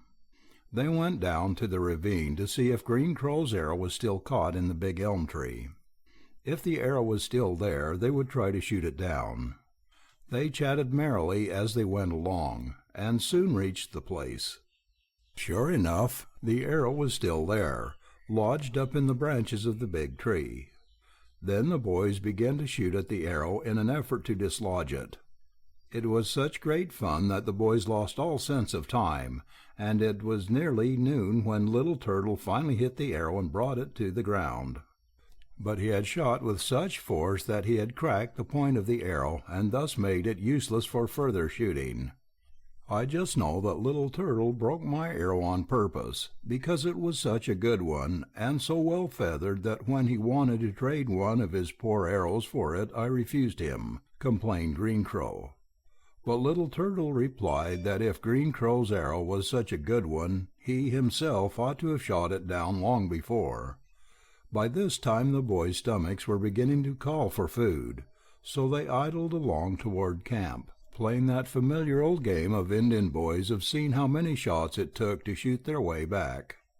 Before they parted for their different lodges, Green Crow said, "I wonder what story Bear Chief will tell us tonight." "I don't know," replied Flying Cloud, "but he said it would be a good one, so I am satisfied." And he started for his father's lodge, while the other boys also went their separate ways. That evening the 4 expectant and eager boys were headed for Bear Chief's lodge. Green Crow led the way, for their many visits had given him much courage. "Ho, ho!" Bear Chief greeted them from his usual place as they entered and took their seats. "Well, grandsons, how did you spend the day?" "We were very busy, Bear Chief," answered Flying Cloud. "Do you remember the first day you asked us to fast for a story?" "Yes," answered Bear Chief. "Well, that day Green Crow lodged one of his arrows in a tree, and today we went to shoot it down. The time went so fast that it was late in the afternoon before we got home, and we certainly were hungry. And that corn my mother gave me for supper surely was good," added Redbird. "Corn, corn," said Bear Chief. "That is what I'm going to tell you about this evening, grandsons, and I'm glad Redbird mentioned it, for I'm going to begin my story now. Corn is one of the most wonderful gifts made to the Indian race by the Great Spirit. Almost all Indian tribes have some beautiful legend about it. The legends vary in each tribe. I shall tell you the legend as it was told by our own people, the Winnebagoes. In one of my other stories I told you about how the evil spirits have always worked against human beings, and about how the good spirits have always helped the people. After one of these periods of great warfare between the good and evil spirits, in which the evil ones were defeated and overcome, the good spirits went about to organize a lodge, or society, known as the Sacred Medicine Lodge. You will learn much more about this society as you grow older. The good spirits all met together, and each one contributed some good thing or some power to aid the people in overcoming bad things. And it is said that it was at this large gathering that the great Mother Earth came as a woman. After each spirit had made its gift, it came the turn of Mother Earth to contribute hers. She stepped forth and addressed the leading spirit, saying, "Look, grandson, look upon my breast." And as the chief spirit looked, there sprang forth from the breast of Mother Earth a plant which grew bigger and higher. Then there came forth leaves and tassels, and an ear of corn, all ripe and ready to eat, formed on its stalk. "This, grandson," she said, "I give to your people, that they may use it as food as long as they exist." All the spirits present responded, "Ho, ho, ho! Great Mother Earth, you have contributed one of the most important foods of the human race." "Now, boys," said Bear Chief, "I have told you the legend of the origin of Indian corn, or maize as our people call it, but I wonder if any of you know how it is preserved to keep for a long time." "I do," cried Green Crow. "My mother boils the ears in a large kettle when it is just coming out of the roasting ear stage. Then she shells it off from the cob and dries it in the sun." "That's quite right, Green Crow." "Now, Redbird, do you know of another way?" asked Bear Chief. "Yes, Bear Chief.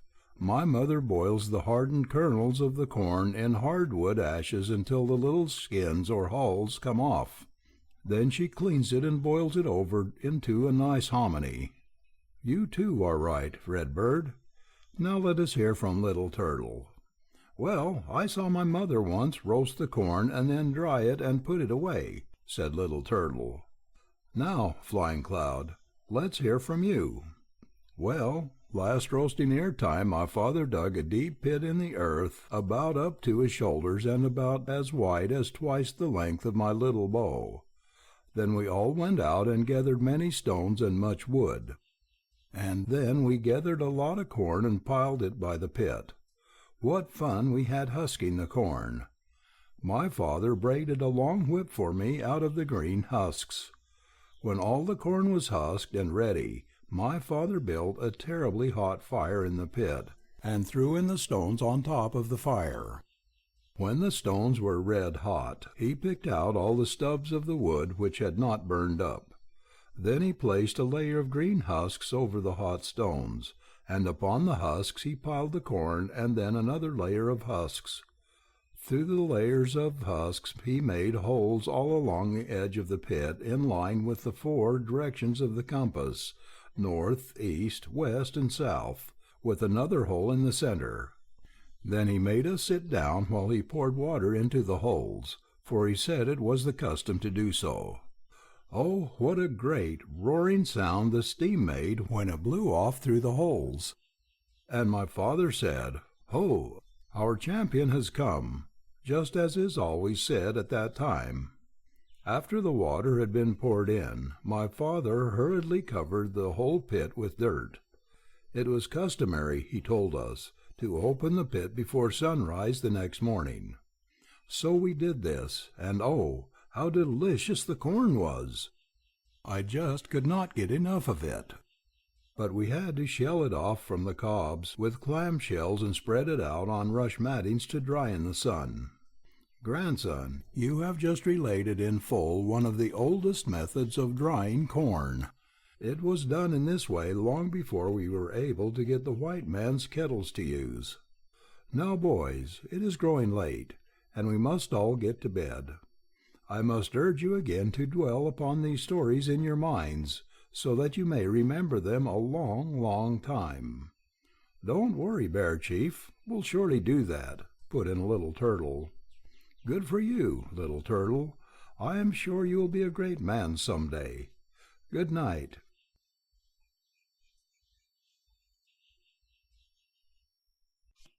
Chapter 11. The Quarrel About a Name. One morning not long after this, Flying Cloud was up bright and early. It was his habit to be up early, for his father was a chief, or leader of the tribe, and saw to it that the boy should be an example for all other boys. But Flying Cloud was still only a boy, and his father had not yet taught him many of the small things a man should know. so he could hardly be blamed for getting into a quarrel with Green Crow over whose name was the best. This is how it came about. The four boys were roaming about the woods that morning, learning to read all the signs to be found there by sharp eyes. There were tracks in the soft mud near the springs of water, where the animals had come during the night to drink. There were tramped-down places in the thickets where the rabbits ran. There were fresh scratchings at old rotten logs where skunks had hunted for beetles and the large white grubs in the wood. And there were many places where foxes had tried to dig out woodchucks from their burrows. Fresh scratches on one tree told that some large animal had tried to climb up in a hurry. The boys thought it must have been a porcupine. As they were looking for the porcupine, they saw a crow's nest in the top branches of this big oak. Thinking that perhaps Mr. Porcupine might be fast asleep in the crow's nest, they began to shoot into it. But no Porky was there, and no crows. Flying Cloud it was who shot away the last twigs of the nest. And as he did so, he said, "Let it go, fellows. It is only a crow's nest, and I for one don't like crows anyhow." "Do you mean me? My name is Crow," snapped Green Crow. "A crow is just as good as a cloud any time. But my name is a chief's name, and is much better than yours ever can be," retorted Flying Cloud. Thus they quarreled back and forth until they almost came to blows. Little Turtle and Redbird grew tired of their foolish, angry talk, and to put a stop to it, they interfered. "Oh, come on back to camp," they said, "and tell your troubles to Bear Chief. He knows all about names, and he knows whose name is best. If one of us is a cloud, another a turtle, and two of us are named after birds, there must be a reason. Let's find out and stop quarreling about it." Flying Cloud readily agreed to this plan, but Green Crow objected, just as he usually did to anything anybody else suggested. He always was sure he knew and was right, even if he wasn't. But at last he agreed, and the four boys turned their steps homeward. They found Bear Chief stretching over a willow frame the skin of a beaver he had caught the night before. "Ho, ho, ho, grandsons! I was just thinking about you, and wondering what mischief you might be in this time. This beaver skin made me think about the story of the otter and the beaver. But first tell me what brings you here so early in the day." Neither Green Crow nor Flying Cloud wanted to tell about their quarrel, but Little Turtle quickly told the chief what the trouble was. "Now isn't my name just as good as Flying Cloud's?" whined Green Crow. "Your name is just as good as you make it. You can make it a good name, or you can make it one to be ashamed of," slowly answered the old man. "Have you not yet learned how we all get our names?" "No, we have not, and I for one would certainly like to know," said Redbird, looking at the other boys, who nodded in assent. "Come to my lodge this evening, grandsons, and I'll tell you what your names mean.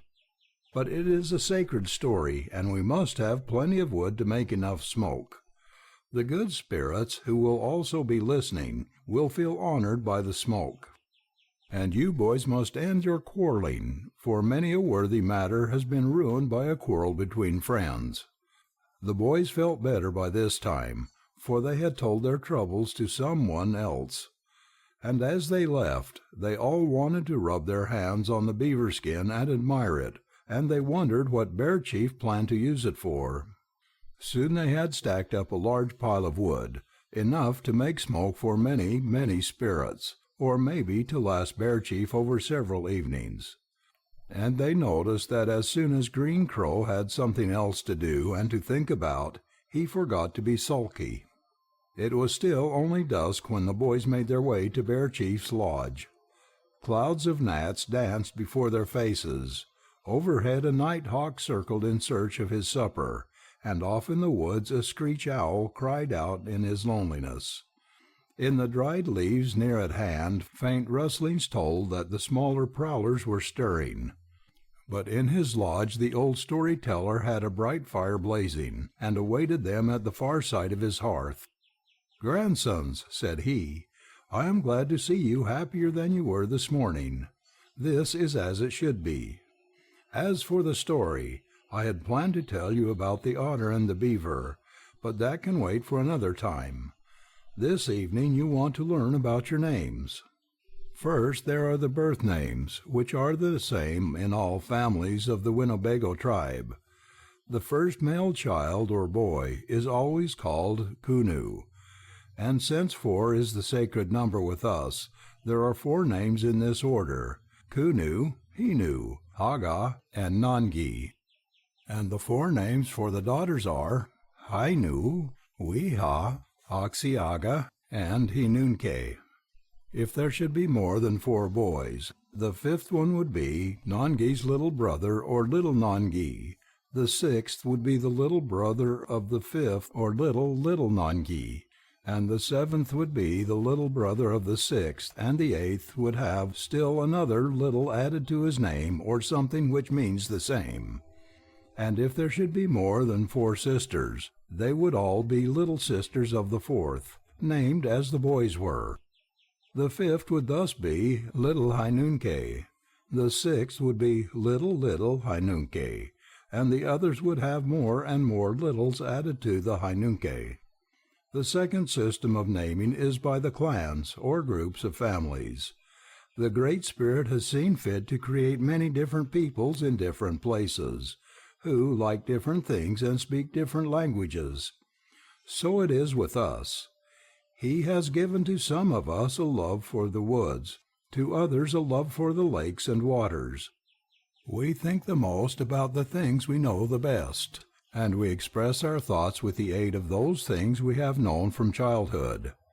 It was believed by our forefathers that when the Great Spirit created the earth and all things that are on it, he also created the people, and told them that they were to live upon it.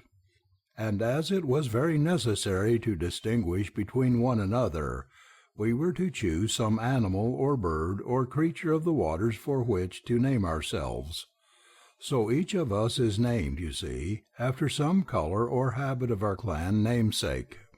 One of you boys is Little Turtle, one is Red Bird, another Green Crow, and one is Flying Cloud. The clans which are named after the things of the earth or of the waters are known as the lower clans. Those named after the birds or the thunder are the upper clans. And each clan has some particular work to do in the tribe. Some are chiefs, others are warriors, runners, or heralds, but none is greater than another. A thunder clansman can be named Flying Cloud, you see. I myself am Bear Chief of the Bear Clan. No one name can be greater than any other, and I am very glad that the quarrel among you has passed without any further trouble, and that you came to me to get the true story about your names. But here is another way of naming people, and I warn you that their one name may mean more than another. You must be careful, for each of you will earn the name that you get. Should an enemy come by surprise and attack the village, each warrior is expected to spring into action and defend his people. Should he overcome his enemy, or by some other worthy act defend his people, then he is entitled to choose for himself some name fitting or appropriate to his deed. The people will thereafter respect his name and the man who earns it, and he will be honored in the ceremonies and councils of his tribe. And now, grandsons, heed carefully the 4th kind of a name you may be given. Should you be lazy and worthless, with no ambition or aim in life? Or should you be a coward or a thief or a liar? Or should you be boastful in telling of your deeds? The people will soon learn your fault. The women and children will call you by your birth name, but will add to it the word for your bad habit. This name will follow you to your grave, and you will be known as Kunu the Coward, or Hena the Boaster, or perhaps something worse.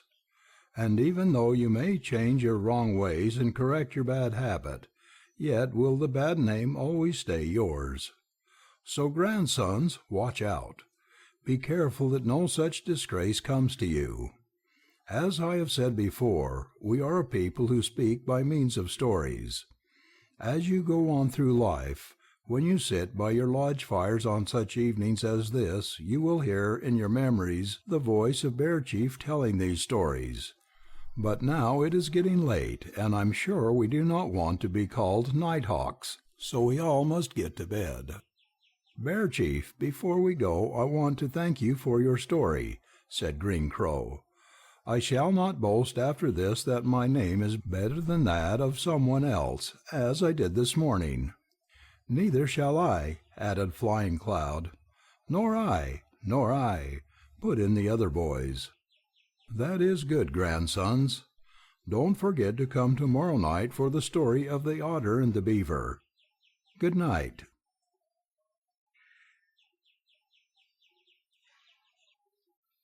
Chapter 12.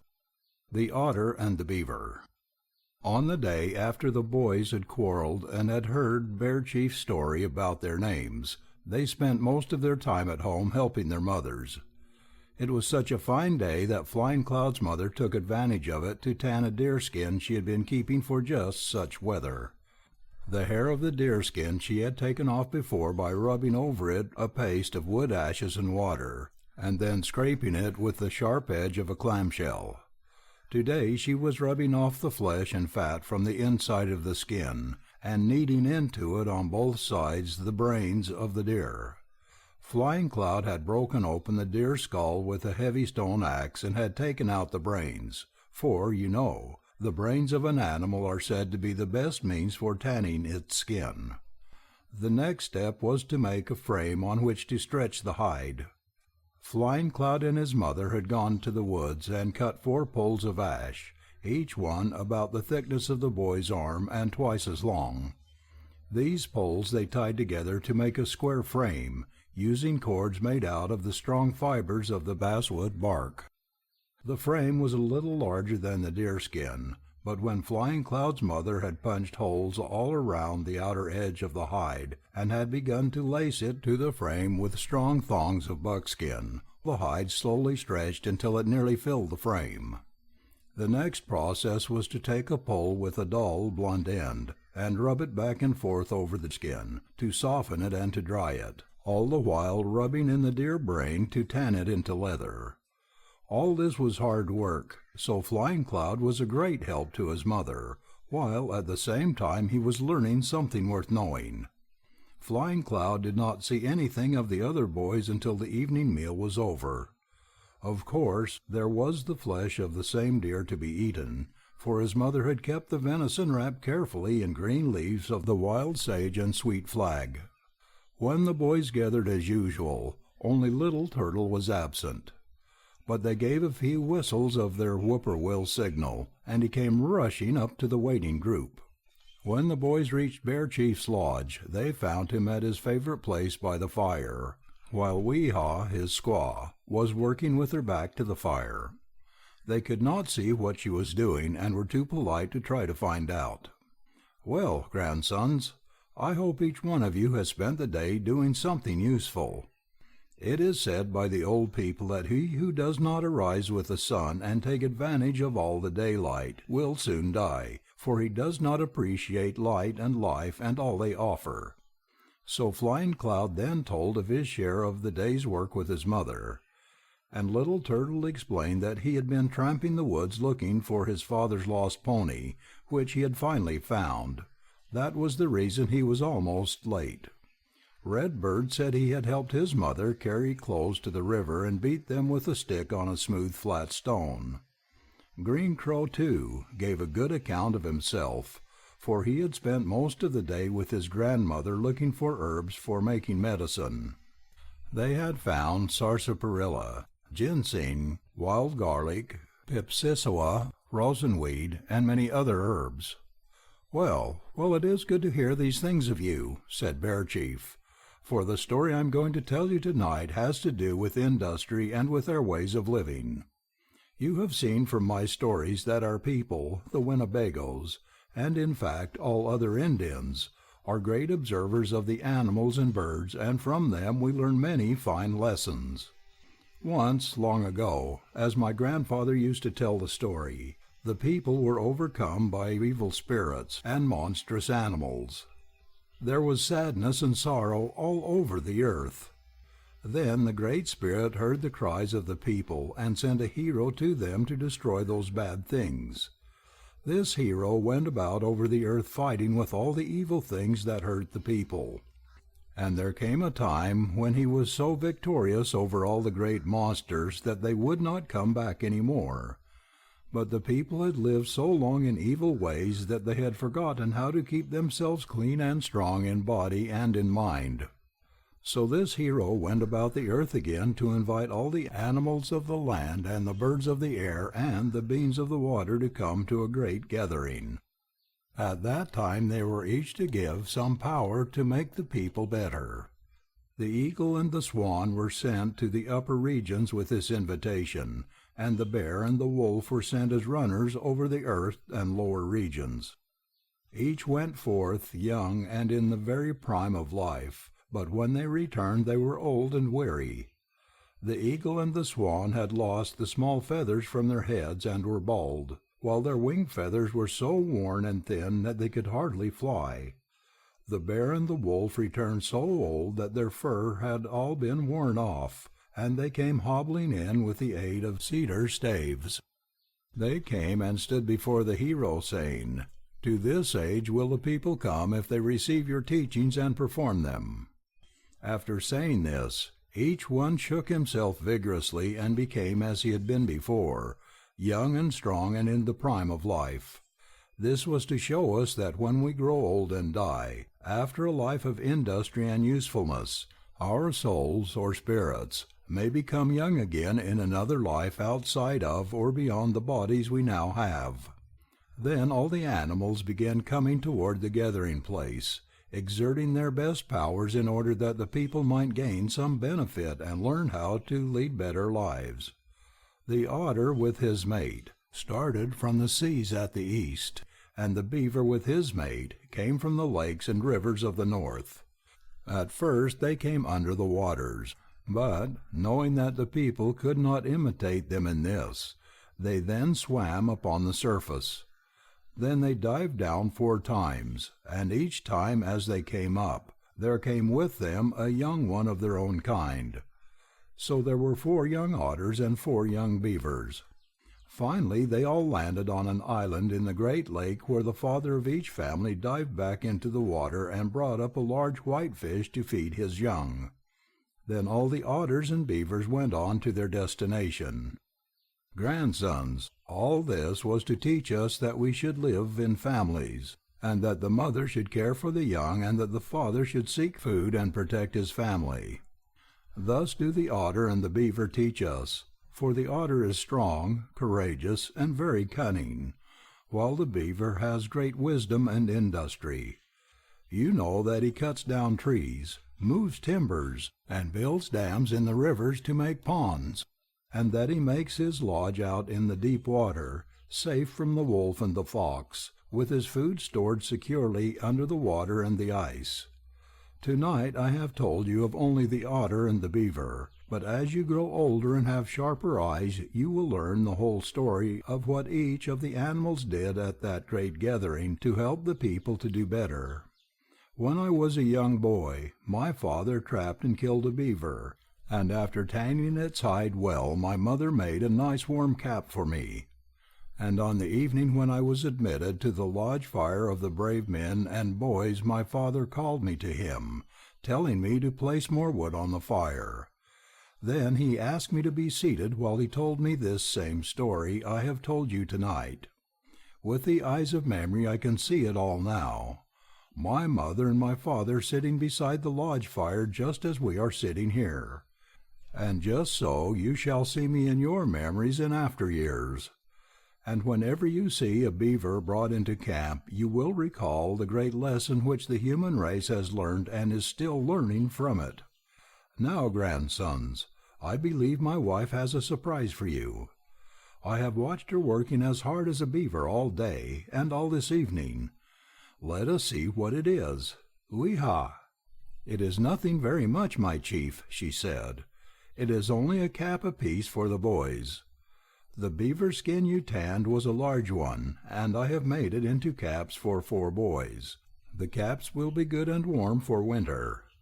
Weehaw handed the caps over to the Bear Chief, and he passed them to the boys. Oh, what nice warm caps they were! Redbird was so happy that he just could not keep from dancing the friendship dance around the lodge fire, and the other boys joined him, whooping with happiness and swinging their new beaver caps high above their heads. As the boys left, they repeated their thanks over and over again to Bear Chief for the story and to his wife for the new beaver caps. And they could be heard in the distance whooping and calling like the whippoorwill as they separated, each going to his own lodge. Bear Chief also thanked his wife for the great trouble she had taken in making the caps from the beaver skin for the boys, but she was as pleased as he was. They both knew that this would help the boys to remember the story and to lead the life of courage and industry it described.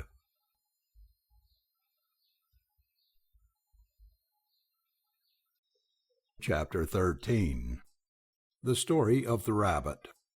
"Well, well, grandsons, where are you going this morning? You look as though you were off for a hunting trip. Is it rabbit you are after?" "You are a good guesser, Bear Chief," answered Green Crow. "No, I was not guessing, my son. I have just come in from the woods where almost everywhere in the snow I saw rabbit tracks, so I thought a really wise boy would try to get a rabbit dinner. Besides, those arrows you have are not the kind to make me think you are after buffalo or even deer. So was I guessing very hard? Before you go, let me see your arrows." Now Little Turtle's father had made him some new arrows. He had taken great pains with them, using several colors of paint and a few straight feathers of the wild turkey. When the other boys saw these arrows, there was nothing else to do, of course, but to have their fathers make them arrows too. After much coaxing, each boy had secured his father's help. The men had gone into the woods where the young hickory trees were reaching up among the older trees straight toward the light. Here they had secured long, straight saplings without any side branches or knots. Arrows from such wood were sure to fly straight and true. Each father had made 4 arrows for his son. Little Turtle's arrows were tipped with turkey feathers colored red.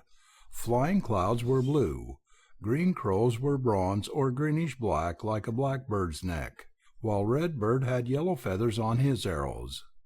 The boys had gone hardly more than a half a mile from the village before they came upon a dense thicket of weeds and brush where the rabbit tracks were so numerous that they knew this must be a playground for the little furry folk. In a short but serious council the boys planned their attack. Little Turtle and Flying Cloud were to go around the edge of the brush to the farther end of the thicket, and wait there for the rabbits to come out, while Redbird and Green Crow were to go through the brush, scaring the game and driving it ahead of them. As soon as the other boys had had time to get to their places, Redbird and Green Crow advanced through the thicket with loud yells and much breaking of the brush, making enough noise to scare a moose, had there been one there. They had gone only halfway through the brush when Little Turtle drew back his best arrow and let it fly. With a shout he ran forward and snatched up a dead rabbit to show the other boys. But just then Flying Cloud took aim and shot, and he, too, got his rabbit. By that time the boys were so excited that they were not ready for the next 3 rabbits that ran out of the brush. They shot, but missed by a wide distance, and there were no more rabbits in that thicket. The boys went on more than a mile, but found no more game. Of course, there was no use in going back the way they had come, so they made a circle homeward. They were growing discouraged when Redbird cried, "Ho, ho! Here are tracks of quail, and there under that old log is the place where they slept last night." The boys used more caution now as they crept quietly forward along the tracks of the birds, with Green Arrow in the lead. Soon he stopped very still, motioning the other boys to come up behind him and spread themselves out fanwise. There under a low-hanging bush were the quail all clustered together because they were cold. Each boy placed an arrow upon his bowstring, took careful aim, and shot. So nearly at the same second did they do this that the three birds instantly fell. Redbird had missed. The boys were now happy again. They had 3 quail and 2 rabbits, and started with them straight for home and the warm lodge. They were trudging along over the snow and had almost reached the village when Redbird suddenly stood still and exclaimed, "I say, boys, I have an idea." "What is it?" cried the others. "Let's make a feast for Bear Chief with this game we have killed on our first hunting trip." "That is a good idea, Redbird. How did you ever happen to think of it?" "Let's do it," exclaimed Flying Cloud. "But whose mother will make the feast for us?" "I'll ask my mother. It was my idea, and I'm sure my mother will do it," insisted Redbird. The boys fairly ran the rest of the way home. Redbird took the game and entered his lodge while the rest waited outside. He told his mother all about the hunt and how he had suggested that the boys prepare a feast for Bear Chief. "Mother, will you cook the feast for us?" he asked. "Certainly," she replied. "Bear Chief has been good to my son and his friends. I am ready to begin now if you boys will tend the fire." How the boys did hurry about for wood to make a slow, hot fire. 2 of them skinned the rabbits and got the quail ready for roasting. Soon Redbird's mother had the game baking on sharp sticks before the fire. Then the boys ran over to Bear Chief's lodge to invite him and his wife to the feast.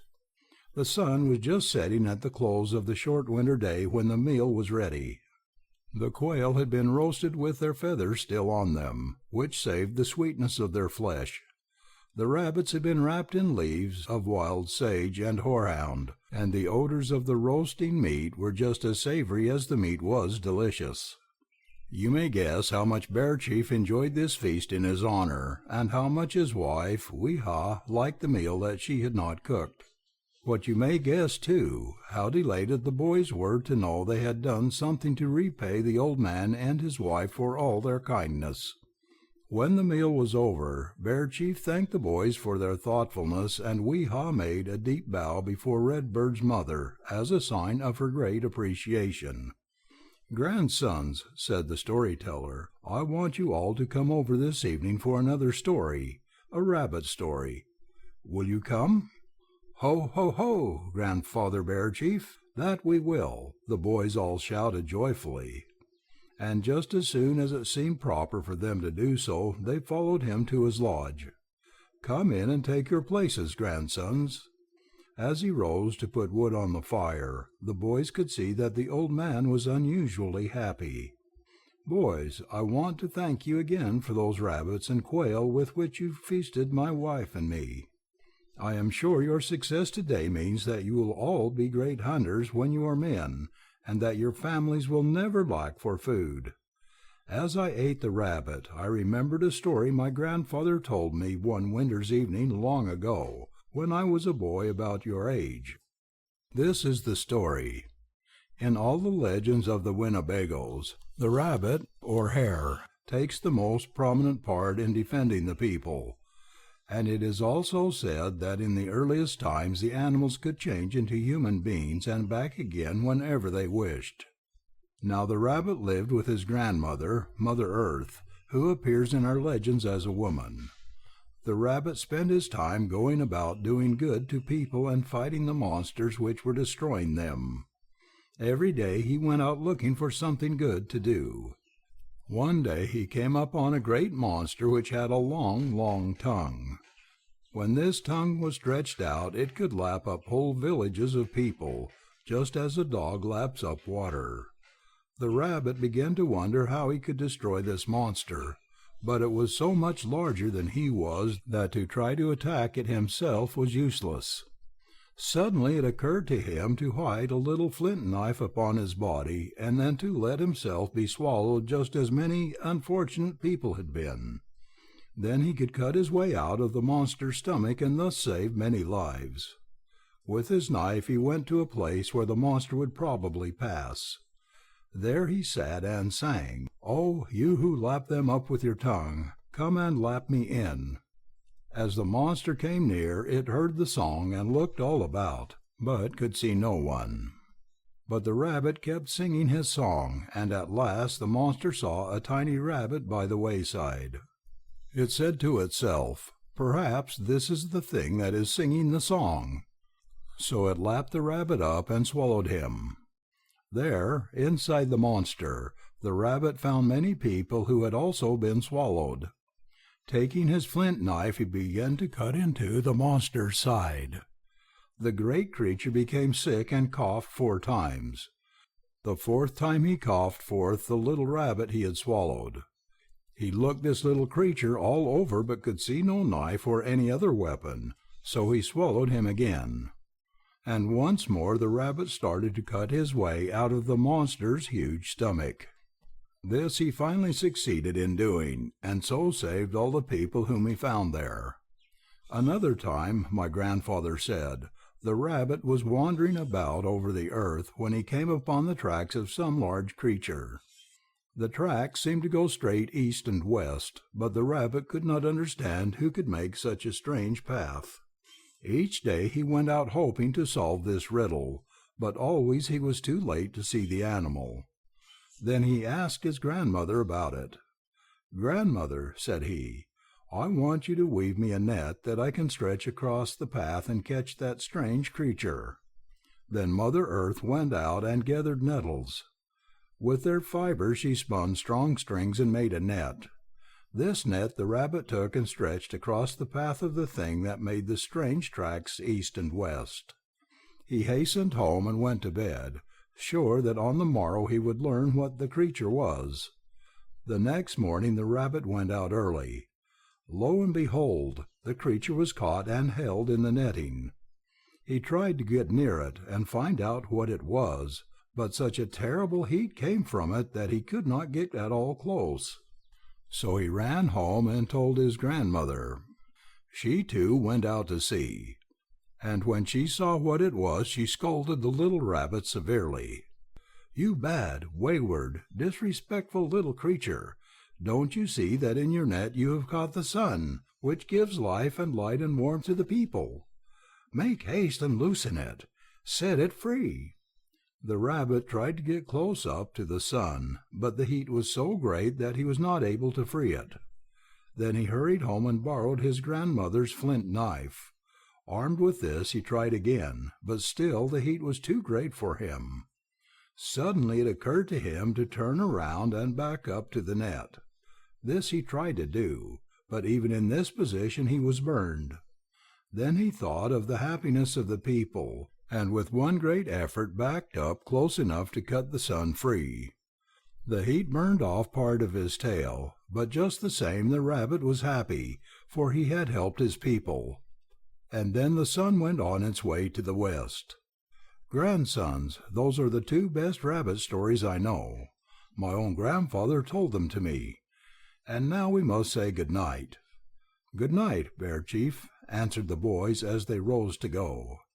Redbird was the last boy to leave the lodge, and as he crept through the door he looked back and said with a smile, "Now I know, Bear Chief, why the rabbit has such a short little tail."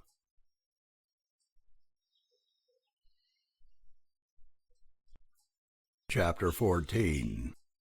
Wakshan Kaga. The weather had been cold and stormy, and for several evenings the boys had missed going to Bear Chief's lodge. But at last came a fine night when the stars in the deep sky seemed to be trying to outshine one another. When Flying Cloud stood behind his father's lodge and gave the call of the whippoorwill, his cry sounded in and out among the lodges of the other families in the Winnebago village, and on out into the deep shadows of the pine forest beyond. Of course, there never are any whippoorwills in the northern woods in winter, for these birds are among the earliest to start on their way for their winter homes, leaving in late August, the moon of the roasting ears. The cry of the whippoorwill, however, was by this time well known to all the people in the village as the call of the 4 boys, and tonight everyone knew that some plan was on foot among them.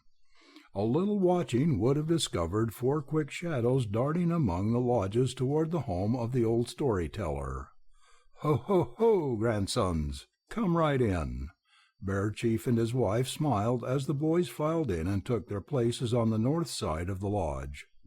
"My wife and I were just talking about you not more than the length of a locust song ago, wondering what had become of you. What have you boys been doing?" "The weather's been so cold, Grandfather, that we've been staying close at home," answered Redbird.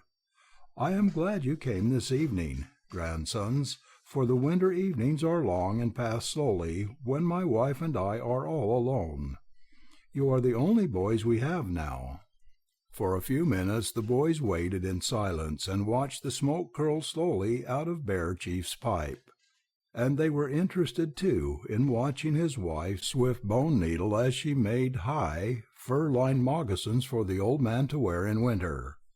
"Bear Chief," she said at last, "why don't you tell the boys a story about Wakchankaga tonight?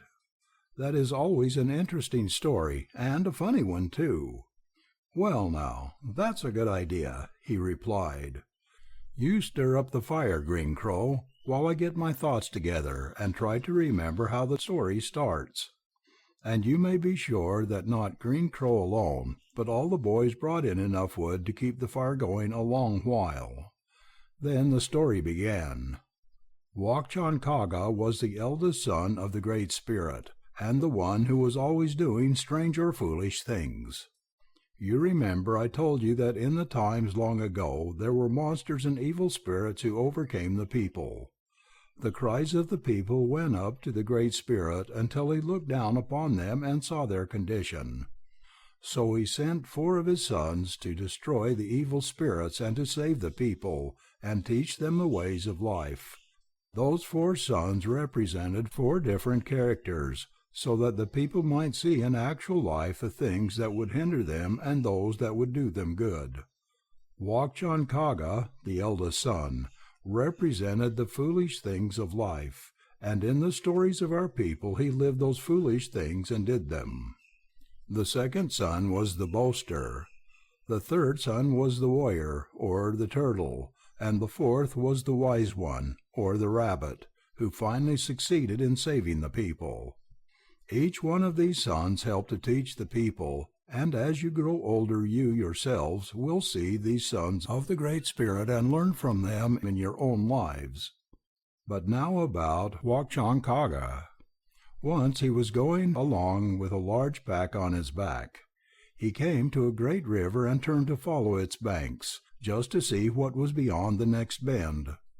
It wasn't long until he came to a wide sandbar upon which were many geese and ducks. They spied him right away, and said to each other, "Oh, there goes Wakchankaga. Let's call him over here and have him sing for us at a dance." So they called to him, and he went over on the sandbar where they were. "Wakchankaga, can you sing any songs?" they asked him. "Why, to be sure I can," he said.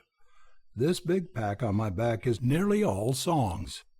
With that he set his pack on the ground, much to the joy of the ducks and geese. Then he ordered them to build a long lodge out of tall blue joint grass and make it very tight, with only one small door in the end. When it was finished, he told them all to go inside, where they strutted around, very happy over the dance that was coming. Now, it was part of the foolishness of Wakchankaga to think himself very wise and very smart. So he seated himself at the entrance, completely filling the doorway. When all was ready, he told the geese and ducks to dance in a circle around the edge of the lodge, and above all things to keep their eyes closed, for if they danced with them open their eyes would become red, a great disgrace among the bird tribes. With these instructions, Wakchankaga started to sing, and the ducks and geese started to dance, and each duck and each goose came near him as it danced around the lodge. And because he was the eldest of the Great Spirit's creations, he sang thus: "O younger brothers, he who opens his eyes shall have red eyes. His eyes shall be red if he opens them." Wakchankaga sang his best, and the ducks and geese danced better than they had ever danced before, circling slowly past him and keeping time to his music. He noted them all carefully, and whenever a big fat goose came dancing by, he seized it and wrung its neck. As it died, each goose made a squawking sound. That's right, Wak Chankaga cried. They who dance should give a whoop once in a while. And then he seized another bird and wrung its neck. This he kept up, singing all the while, until a large pile of fine geese and ducks lay beside him.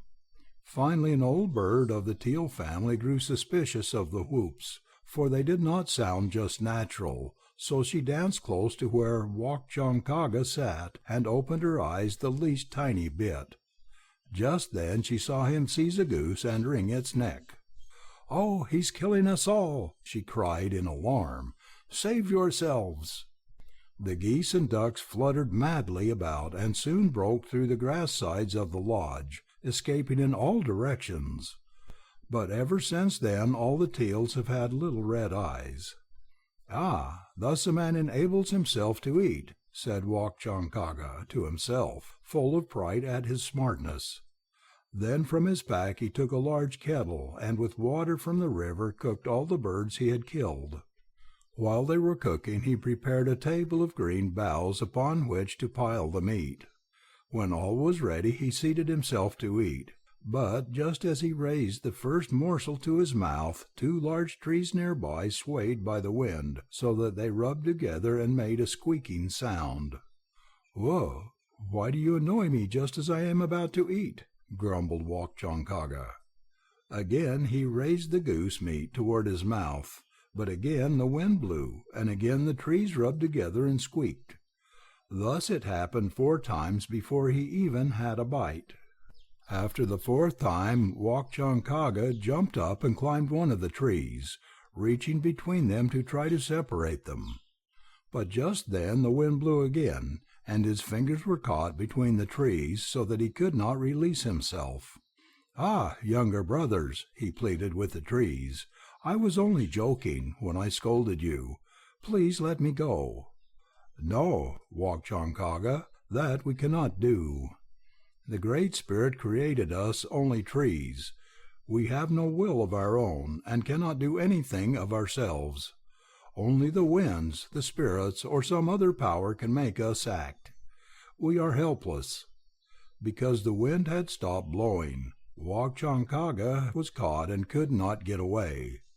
As he hung there he spied a pack of wolves going by along the river's edge.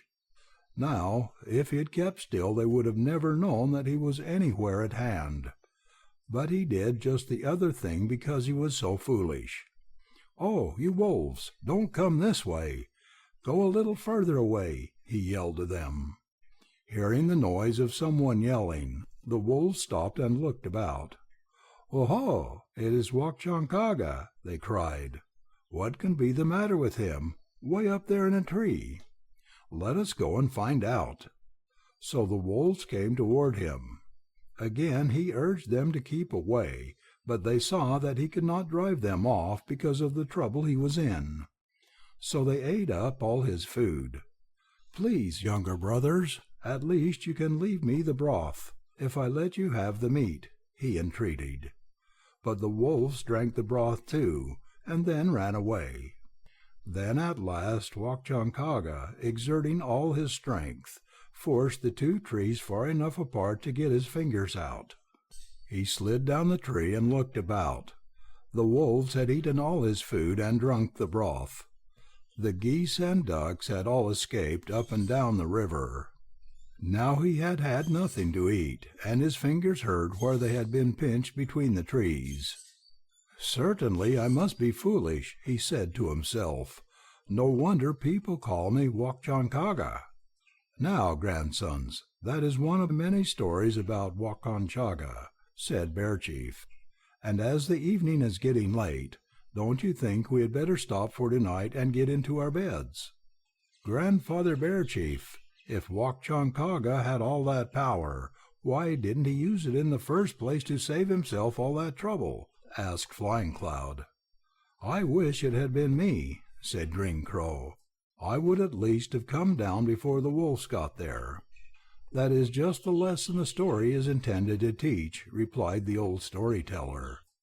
Don't you see that we are all Wakanchagas in one way or another, and that we do many things that are foolish and could have been prevented if we had thought hard enough or fast enough? What do you think about it, little turtle? I see that you want to say something.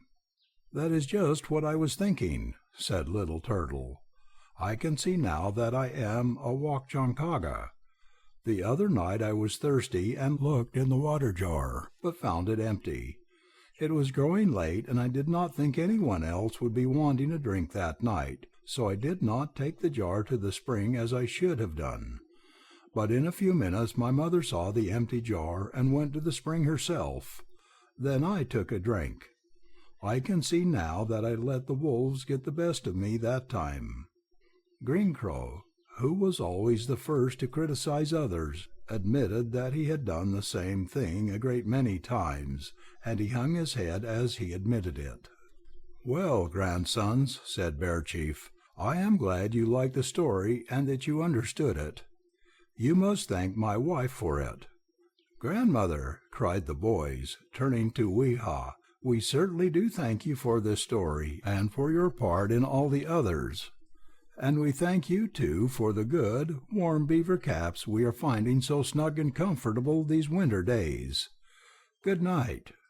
Soon the whippoorwills could be heard as they disappeared in the distance, and silence settled down upon the lodges of the Winnebago village. End of Winnebago Stories by Oliver LaMere and Harold Shinn.